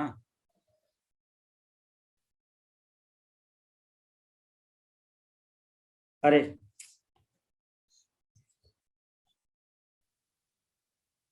अरे, अब इतना तो दिमाग लगा दिए, बहुत कई बार डिफाइन कर चुके हैं कि 5 ही ऐड हुआ है, अब वो लिखने में हो गया, ठीक है। तो इतना तो पता चल गया था ना कि 47 में 5 ऐड होकर के वो 52 हो गए थे। तो ये जो है समवर्ती सूची में तो ऐड हो गए ना, ये 5 तो हो ही गए भाई, राज सूची से निकालकर समवर्ती सूची में डाल दिए गए। तो ये तो 5 वैसे भी हैं। कौन कौन? शिक्षा, जनसंख्या नियंत्रण, वन जंगल, न्याय प्रशासन, वेट एंड मेजरमेंट, ये तो वैसे भी हो गए शामिल उसमें। तो ये 5 तो कंप्लीट हो ही गए आपके। कुछ अलग है तो वो हम लिख देते हैं, तो वो ध्यान रखिएगा। एक है दंड प्रक्रिया, अगर किसी को दंड देना है, किसी ने कोई गड़बड़ की है, तो दोनों के पास कानून है भाई, राज्य भी देगा, अगर कोई दिक्कत होती है तो केंद्र शामिल होगा उसमें। तो दंड प्रक्रिया हो गया। विवाह दोनों के पास है। विवाह विच्छेद मतलब तलाक, राज्य भी देख सकता है कानून और वो भी देख सकता है, कोई दिक्कत नहीं है। गोद लेना, तो गोद लेना जैसे संबंधित है तो ये राज्य और केंद्र दोनों के पास है, दोनों देख सकते हैं। हाँ, कोई दिक्कत अगर आती है तो केंद्र का डिसीजन सर्वोपरि होता है, मतलब अगर इनमें कोई प्रॉब्लम हो गई, विवाद हो गया, ठीक है, तो केंद्र वाला माना जाता है फिर, ठीक है ना। तो जनसंख्या हो गया, समवर्ती सूची में दोनों बना सकते हैं, तो ये हो गया। बाकी आप लोग को हमने बता ही दिया है, भूलना मत उसे भाई। शिक्षा तो है ही आपके पास, वन जंगल वो है ही आपके पास, ठीक है ना। वन ये वाला पॉइंट, फॉरेस्ट वाला, वो एक ही चीज आपका है, तो वन जंगल जो है वो आपका, वो पॉइंट आपके पास सही है, ठीक है ना। और क्या था इसमें, आर्थिक योजना वगैरह,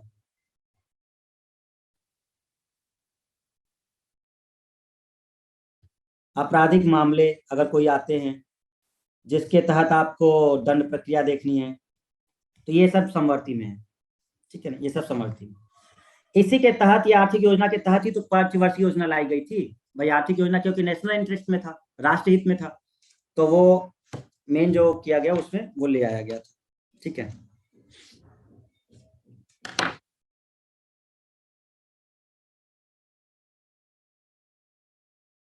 यस एवरीवन, हेलो, साथ में हो सब लोग? क्लियर हो गया सबको? तो ये बहुत इंपॉर्टेंट है, 7 8 और ये जो हैं। चलिए आप लोग चैंपियंस हमारे सामने आइए, देख लें। ये जानते हो भाई, बिना सामने नहीं आओगे कैसे, अच्छा अच्छा नहीं लगता है ना? आ जाया करो सामने।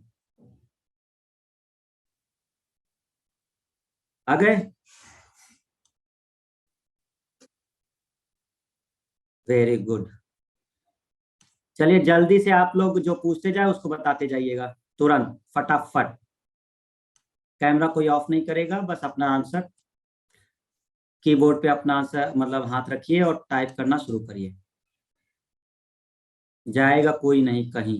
ये जो गायब होने वाले हैं ना, गायब अगर हुए, हम लेक्चर कंटिन्यू कर देंगे, ध्यान रखना।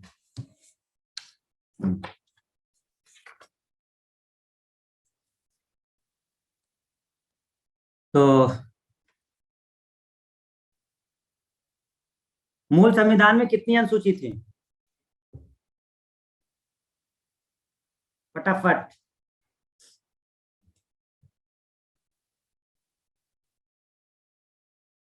8 थी। Very good. अब कितनी है? अब कितनी है? 12 है। ओके, ठीक। तुरंत टाइप हो रहा है भाई, बहुत बढ़िया। कौन कौन सी सूची बाद में ऐड हुई है? कौन कौन सी अनुसूची बाद में ऐड हुई है? अब देखो कौन पहले टाइप कर पा रहा है। 9 10 11 12। Very good. ठीक, 9 10 11 12। ऐसा करते हैं, हम सामने कुछ क्वेश्चन ही दिखा देते हैं, बेकार में हम वो टाइम खर्च करेंगे। आप लोग अब तेज हो ही गए हो।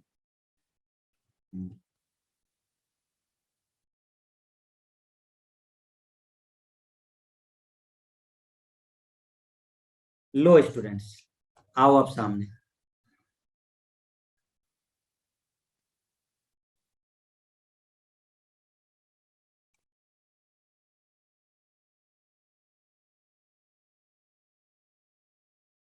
ये देखो संदीप कहाँ बैठा है, कह रहा है 4A 9A 9B 14A add किया गया है। अरे खत्म आदमी है, पता न चला तुमने 1 घंटे पढ़ा क्या?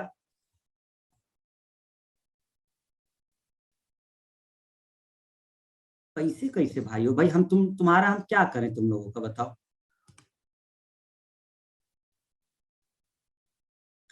जल्दी से देखिएगा, क्वेश्चन नंबर 56 से है ये। यहां से शुरू है, यहां से अनुसूची शुरू है। कोई कहीं जाएगा नहीं, ध्यान रखिएगा। भारतीय संविधान की तृतीय अनुसूची में निम्न में से क्या उपबंधित है? तृतीय अनुसूची जो है स्टूडेंट्स, वो शपथ से रिलेटेड है। आपको बताया है शपथ वाले में एक लोग नहीं आएंगे। कौन नहीं आएंगे? राष्ट्रपति नहीं आएंगे। शपथ वाले में राष्ट्रपति नहीं आएंगे, ध्यान रखिएगा, क्योंकि इनको अनुच्छेद 60 के तहत किया गया है। तो अब अगर हम यहाँ पर देखें तो संघ के मंत्री के लिए पद की शपथ बिल्कुल है। उच्चतम न्यायालय के मुख्य न्यायाधीश द्वारा ली जानी बिल्कुल है। राष्ट्रपति नहीं है। संसद के सदस्य द्वारा ली जाने वाली शपथ बिल्कुल है। तो अब आप देखेंगे इसको, क्या आंसर हम दें इसको। तो हो गया पहला, दूसरा और चौथा। अब पहला दूसरा चौथा जो है वो आंसर है। Correct answer is C. खत्म। ध्यान रखिएगा, तीसरे वाले में शपथ से रिलेटेड है और शपथ में एक लोग का नाम आपको नहीं देखने को मिलेगा, राष्ट्रपति। इनका हमको देखने को मिलेगा अनुच्छेद 60 में। तो हम वहां से इसको डिस्कशन करेंगे फिर। चलिए 57, मैच करना है स्टूडेंट, फटाफट, बहुत तेज हो चुके हो आप लोग। चतुर्थ, चौथे में क्या है? राज्यसभा है। छठवें में कौन है? जनजातीय है। अष्टम में कौन है? भाषा है। नवम में कौन है? भूमि सुधार है। क्लियर है सबको? ट्रिक याद हो गई होगी एवरीवन? करेक्ट ऑप्शन इज, तो ए का है 3, ये रहा ऑप्शन सी।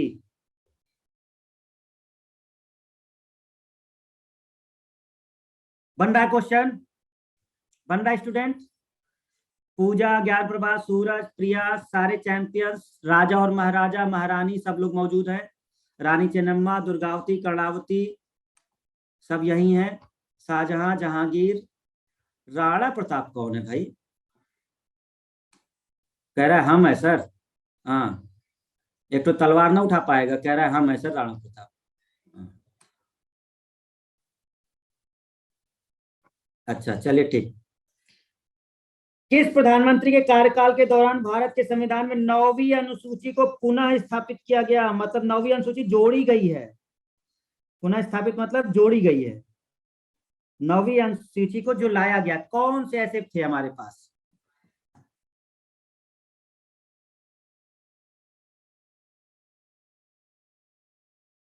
राजीव जी नहीं है भाई, तुम लोग वाकई खत्म हो, तुम लोग वाकई खत्म हो, तुम लोग एकदम ही खत्म हो बिल्कुल। तुम लोग को दो चार नाम बताने भी हमारी गलती है। एक बता दे वो रटे रहो, जैसे दो ठो नाम बता देते आधे गायब हो जाते हैं, कौन वाले प्रधानमंत्री हैं? साफ साफ बताएं कि 9वीं अनुसूची जो ऐड की गई है वो जवाहरलाल नेहरू जी के समय ऐड की गई है। 9वीं अनुसूची जवाहरलाल नेहरू जी के समय ऐड की गई है 1951। यस। 59 जो आंसर दे देगा वो बताए हमको, कोई भी।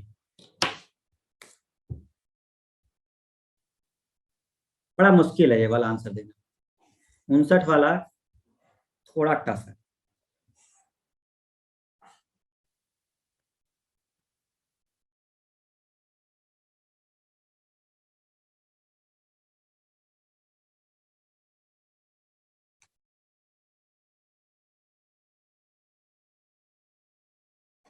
बी दे रहे हैं सब लोग यार।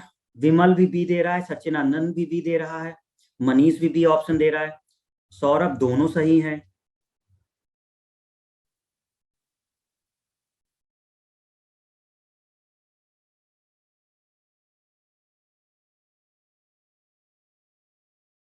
ए कौन दे रहा है? अभिषेक। और सी, सी ऑप्शन का मतलब वन और दोनों है, ये वन लिखा हुआ है, वन और दोनों। ठीक है, और यहाँ केवल दो है, ना तो वन ना ही दो, सी। शुभम भी ए आंसर दिया है, शुभम पटेल।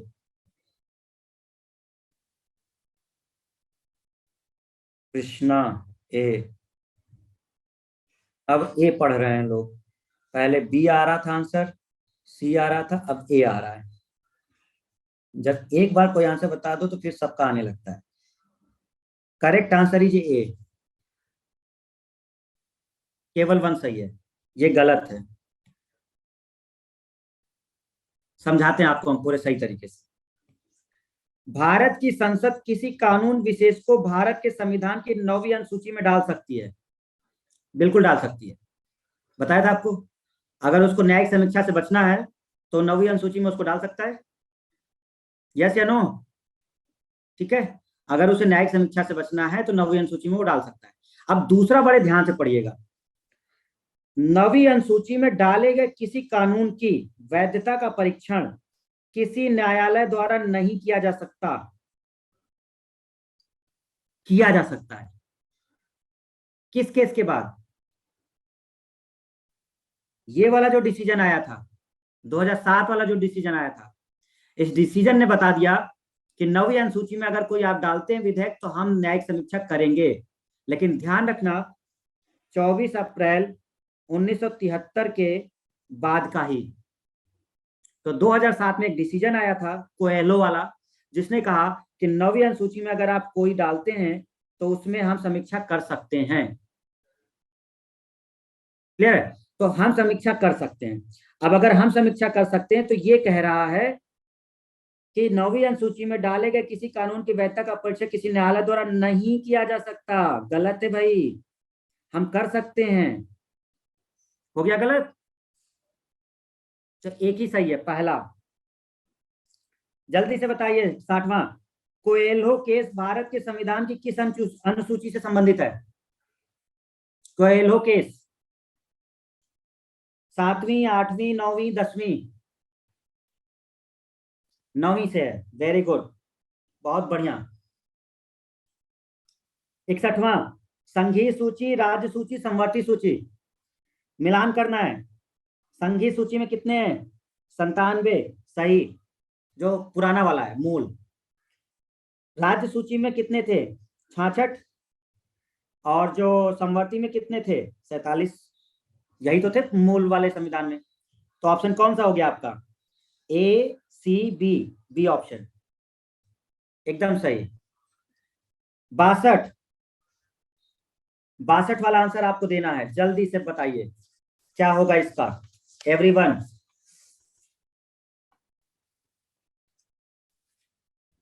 अपना दिमाग लगाइए। जानवरों के प्रति क्रूरता की रोकथाम को भारतीय संविधान की किस सूची में रखा गया है? क्या यह अधिकार केवल केंद्र को दिया जाएगा? अरे आप रह रहे हैं अपने गांव में, यहाँ रह रहे हैं यूपी में, और यहाँ आप किसी जानवर को मार देते हैं, तो क्या राज्य सरकार की कोई जिम्मेदारी नहीं बनती? क्या सीधे केंद्र ही देखेगा उसे? भाई जिम्मेदारी तो राज्य सरकार की भी है ना। वो भी तो कहेगा कि भैया उसके ऊपर भी वो आपको दंड दे सकता है। ऑब्वियस सी बात है, समवर्ती सूची में जाएगा। दोनों के पास अधिकार है। ठीक है। कौन सा सही सुमेलित नहीं है? कौन सा सही सुमेलित नहीं है बताइए। सार्वजनिक स्वास्थ्य और स्वच्छता, राज्य सूची, सही है। देखिए एक बात समझिए, अगर कोई ऐसा मामला स्टूडेंट्स, अगर पर्सनल रिलेटेड हो, व्यक्ति से रिलेटेड हो, तो राज्य सूची में रहेगा वो। लेकिन जब वो बात राष्ट्र हित की आती है, किसी पर्सनल व्यक्ति की नहीं आती, जब वो राष्ट्र हित की बात आती है कि पूरे देश पर एक साथ लागू हो, तो केंद्र के पास ही जाएगा वो। लेकिन जब किसी पर्सनल व्यक्ति से रिलेटेड अगर कोई चीज हो जाती है, तो राज्य के पास वो अधिकार रहेगा। जैसे अब स्वास्थ्य है, शिक्षा है, तो अब जिस राज्य में आप रह रहे हो, जिस जगह पे आप रह रहे हो, ये उस सरकार की जिम्मेदारी है कि वो ध्यान रखे कि सभी को शिक्षा मिले। हेल्थ वाली जो सुविधाएं हैं, अस्पताल, ये सब जो है, जिला अस्पताल, ये सब उसकी जिम्मेदारी है कि वो खोले उसे, क्योंकि उसके व्यक्ति उसी के अंडर में रह रहे हैं, वहां पर हैं वो लोग। तो ये आपका राज्य सूची में आएगा ही आएगा। तो जो सार्वजनिक स्वास्थ्य है और स्वच्छता है, इसीलिए कहा जाता है जो हेल्थ वाला विषय होता है प्रति व्यक्ति, ये आपका राज्य सूची में ही जाता है। ठीक है, तो ये सही है, बिल्कुल राज्य सूची सही है। जनगणना संघ सूची, बताइए सही है या गलत? सही है। जनगणना किसके पास है? संघ सूची में है। ठीक है। राज्यसभा में सीटों का बंटवारा द्वितीय अनुसूची नहीं है। राज्यसभा में सीटों का बंटवारा चौथी अनुसूची है, फोर्थ वाले में है। याद आया? टीयर, TEAR, टीयर्स, आर राज्यसभा। तो यानी कि ये गलत हो गया, ये सही हो गया पहला, दूसरा भी सही हो गया, तीसरा गलत हो गया। दल बदल विरोध 10वां बिल्कुल सही है।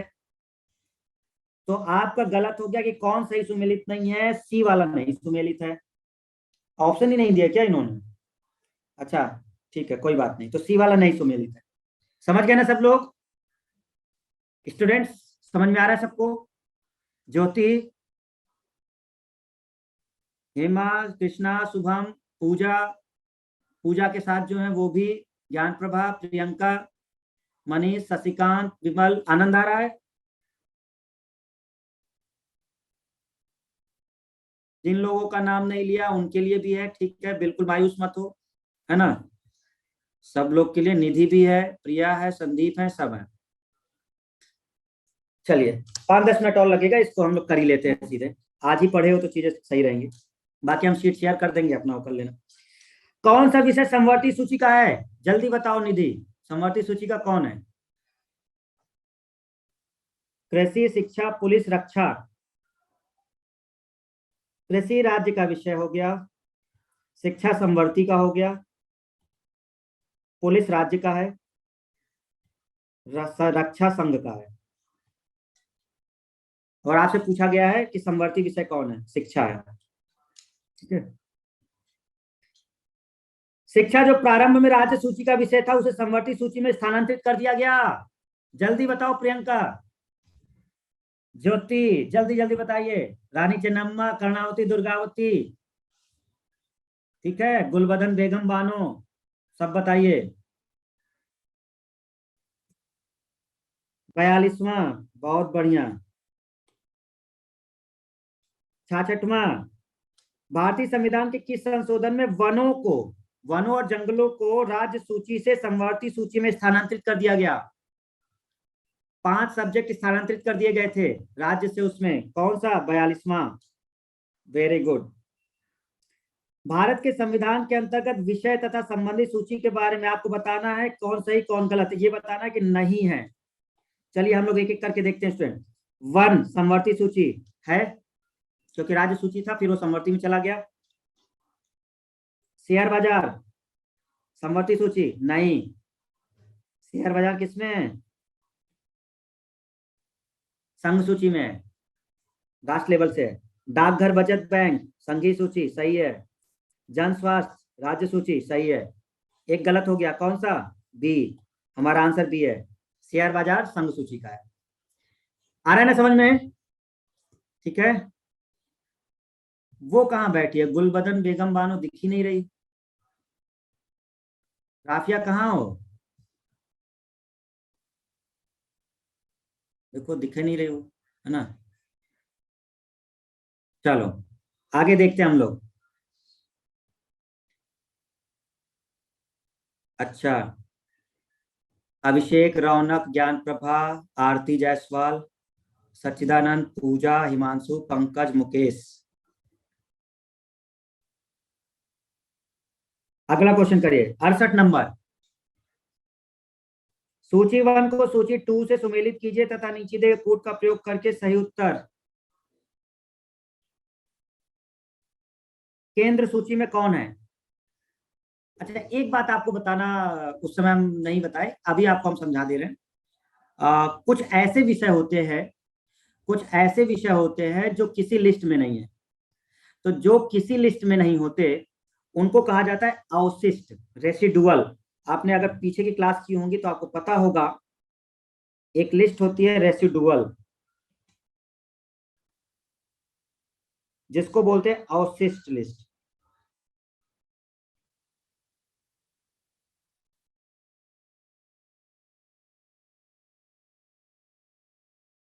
केंद्र के पास अधिकार है।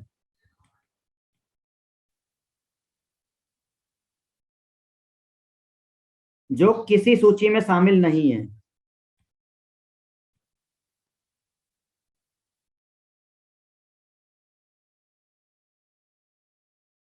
जो किसी सूची में शामिल नहीं होते उनको कहते हैं अवशिष्ट विषय, रेसिडुअल।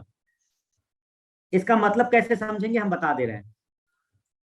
जब सूची बनाई जा रही थी, संविधान जब बन रहा था, और उस समय जो 3 सूची बनाई गई थी, केंद्र, राज्य और समवर्ती, उस समय बहुत सारे ऐसे सब्जेक्ट थे जो उस समय नहीं थे। आपको हम समझाते हैं कैसे। कंप्यूटर जो टेक्नोलॉजी है, संचार व्यवस्था जो है, ये उस समय नहीं थी। कंप्यूटर का जो मेन था, जो डिजिटलाइजेशन हुआ है, ये सूची बनते समय नहीं था। अंतरिक्ष जो हमारा इसरो का संगठन है, जो इसका संस्थापना हुआ है, वो सूची बनते समय नहीं था। तो ये किसी भी लिस्ट में नहीं होंगे, क्योंकि जब वो था ही नहीं विषय, तो वो किस में डालें? किस में? वो संघ सूची, राज्य सूची, समवर्ती सूची। वो तो उन्होंने उन विषयों को डाला जो उस समय मौजूद थे। इसरो बना है बाद में, तो अंतरिक्ष से रिलेटेड जो पॉइंट थे वो किस में जाएंगे? अवशिष्ट में जाएंगे। ऑब्वियस सी बात है कि अवशिष्ट में कौन जाएगा? अंतरिक्ष अनुसंधान। क्लियर हो गया? कम्युनिकेशन वगैरह वाला, ये किस में जाएगा? आपका अनुसंधान में जाएगा। अनुसंधान और ये रेसिडुअल, मतलब ऐसी रेसिडुअल लिस्ट का मतलब आपको समझना है स्टूडेंट, क्या समझना है कि जब संविधान बन रहा था, उस समय जब लिस्ट तैयार हो रही थी, तो उस समय जो सब्जेक्ट हमारे सामने नहीं थे, तो हम उसको कैसे लिस्ट में डालें? इसरो की स्थापना ही बाद में हुई है, तो ऑब्वियस सी बात है कि ये किसी लिस्ट में नहीं हो सकता था। कंप्यूटर वाला पॉइंट भी है, बाद में हुआ है, बहुत 80 के दशक का बात है। तो डिजिटलाइजेशन या संचार या कम्युनिकेशन से रिलेटेड पॉइंट है, वो आपको किसी लिस्ट में देखने को नहीं मिलेगा। तो ऐसे विषय को रेसिडुअल लिस्ट कहते हैं, और इन पर पावर केंद्र के पास है। तो जो बचे रह गए उन सबको रेसिडुअल में डाला गया और ये केंद्र को दिया गया अधिकार कि ये उसको देखेगा। क्या ये कॉन्सेप्ट क्लियर हुआ? ठीक है ना, चलिए अब समझिए।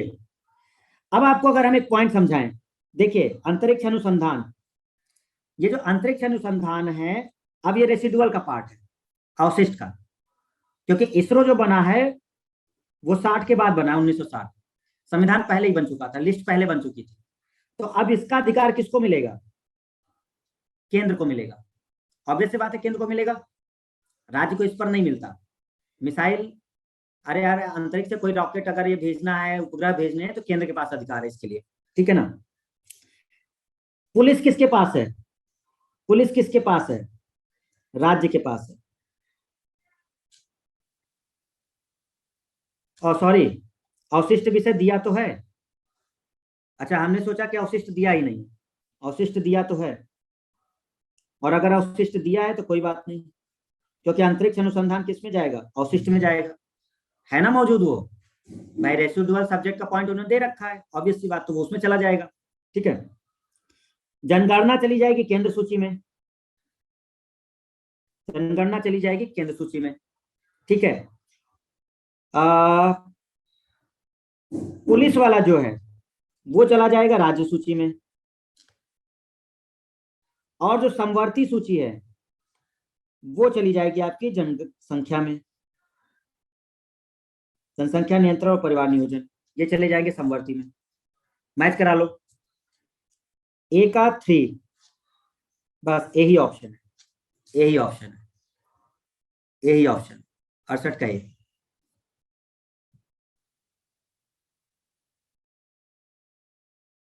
ठीक है,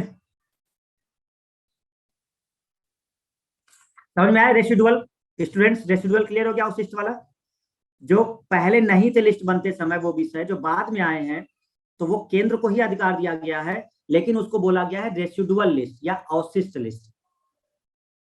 जो केंद्र वाली है उसी को संघ सूची कहते हैं, केंद्र वाले को ही संघ सूची कहते हैं। इसका मतलब ये है कि केंद्र के पास वो है, उसी को संघ सूची कहते हैं, परेशान मत हो, केंद्र सूची को ही संघ सूची कहते हैं। जल्दी जल्दी करो भाई, 69 आंसर दो, 69। दल विदल विरोध 10वीं, 10वीं डी ऑप्शन, दल बदल 10वीं।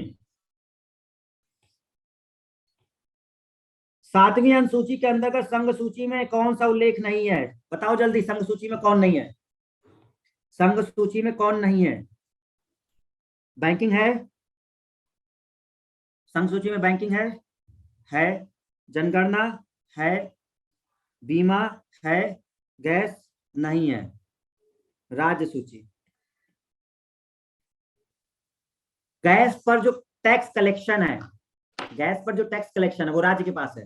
उत्पादन वाला कर जो है वो केंद्र के पास है। गैस पर जो उत्पादन कर होता है, उत्पादन कर, वो केंद्र वसूलती है। जो जनरल टैक्स है गैस पर, नॉर्मल टैक्स जो होते हैं वो विक्रय वाला, ऐसे समझो। गैस का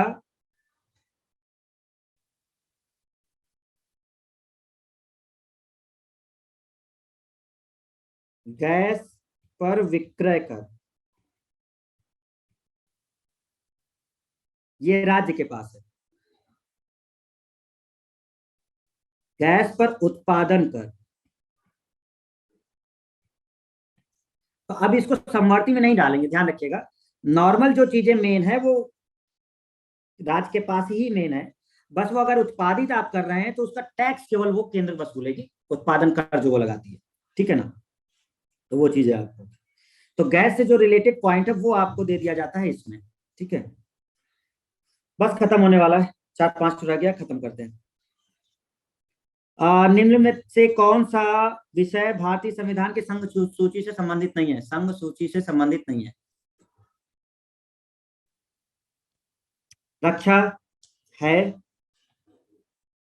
वैदेशिक मामले है, एक्सटर्नल अफेयर वही देखेंगे, रेलवे और कृषि। तो रेलवे है लेकिन पुलिस वाला नहीं है, कृषि राज्य में है। कृषि राज्य में।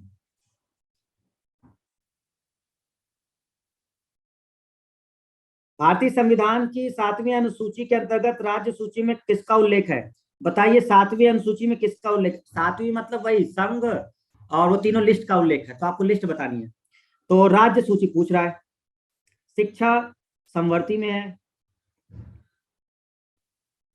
रेलवे पुलिस राज्य में है, विद्युत केंद्र के पास, और वैसे ये इनके पास भी है, ठीक है, दोनों में, और वन जो है वो समवर्ती में चला गया है। तो एक प्रकार से ये सब समवर्ती में चले गए हैं, राज्य पुलिस है आपके पास, तो इसका मतलब सही आंसर हो गया हमारे पास पुलिस, करेक्ट आंसर।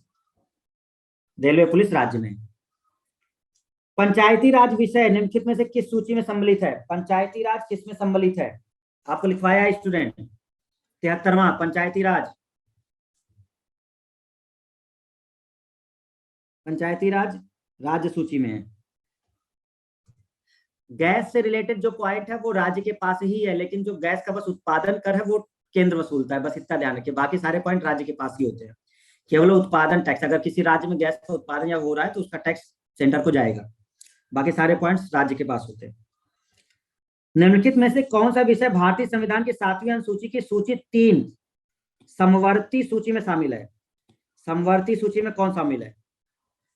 जल्दी बताइए। पुलिस क्या समवर्ती सूची में है? नहीं, राज्य में है। बोलिए जल्दी। समवर्ती का मतलब जिसके ऊपर दोनों का अधिकार हो, जिसके ऊपर दोनों का अधिकार हो। तो ऑब्वियस सी बात है, किसी को अगर न्याय देना है, कोई दंड देना है, तो राज्य भी देखेगा, केंद्र भी देखेगा। भाई किसी ने अपराध कर दिया है तो राज्य तो है ना, भाई राज्य तो देखेगा, उसको देगा, तो दंड प्रक्रिया है, समवर्ती में दोनों आने चाहिए। विवाह विवाह विच्छेद यानी कि तलाक, गोद लेना, ये किसके अंतर्गत आता है? जल्दी बताए। विवाह किसके अंतर्गत आता है स्टूडेंट्स? राज्य, केंद्र, समवर्ती, कौन सा है? यस, सब जान गए सर, दोनों के पास कानून है सर। अगर मान लीजिए विवाह नहीं हो रहा है तो जाओ भैया हमारी शादी नहीं हो रही है, चलो शादी करवाओ। ऐसा क्या सरकार, तो हमारी शादी नहीं हो रही है, शादी करवाओ, ठीक है। इसीलिए आपने देखा होगा कई बार कई सारे राज्य के जो मिनिस्टर वगैरह होते हैं वो एक सामूहिक विवाह करवाते हैं, पता है कि नहीं? आपने कई बार ऐसा देखा होगा, सामूहिक विवाह होता है। तो इसका जो है वो समवर्ती सूची में है, राज्य के पास भी है और एक केंद्र के पास भी है, तो वो दोनों चीजें होती हैं, तो सूची समवर्ती है। शुल्क एवं कर लगाने का अधिकार संविधान की किस अनुसूची में उल्लिखित है? 6वीं में, 7वीं में, 9वीं में, 11वीं में? अरे ये बहुत आसान है भाई, इन्होंने कोई सूची वो थोड़ो ना पूछी है, संघ राज्य तो पूछा ही नहीं है इन्होंने समवर्ती, इन्होंने अनुसूची पूछी है, तो अनुसूची वही होगी जिसमें ये तीनों लिस्ट होंगी। भाई इन्हीं में से कोई एक सब्जेक्ट होगा जिसके अंतर्गत वो आता होगा, तो ऑब्वियस सी बात है कौन सी अनुसूची होगी? ये तीनों लिस्ट किसमें है? 7वीं अनुसूची में है। भाई कोई भी अगर वो पूछ रहा है कि शुल्क और टैक्स लगाना है तो या तो ये राज्य लगाता होगा या तो ये संघ लगाता होगा या तो दोनों लगाते होंगे, तो आएंगे तो वो इनके संघ राज्य समवर्ती, लेकिन वो लिस्ट नहीं पूछ रहे हैं, वो अनुसूची पूछ रहे हैं डायरेक्ट। तो ये सारे के सारे किसके अंदर हैं? 7वीं अनुसूची के अंदर है। अब इसमें ये ना आंसर दे देना 6वीं, 9वीं, 11वीं, क्योंकि ये सब 7वीं के अंदर है। भूमि सुधार किसके अंतर्गत आता है? बताइए। भूमि सुधार संघ राज्य समवर्ती, B C, B C, Raghavendra C, Shashikant B, Rinki राज्य, एकदम सही आंसर है राज्य।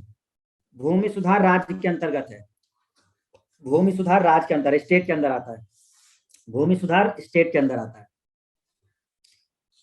भारत के संविधान के किस अनुसूची में विभिन्न राज्यों में अनुसूचित क्षेत्रों के प्रशासन और नियंत्रण के बारे में है? Scheduled, scheduled caste, scheduled tribe, SC ST, 5th अनुसूची, याद करिए।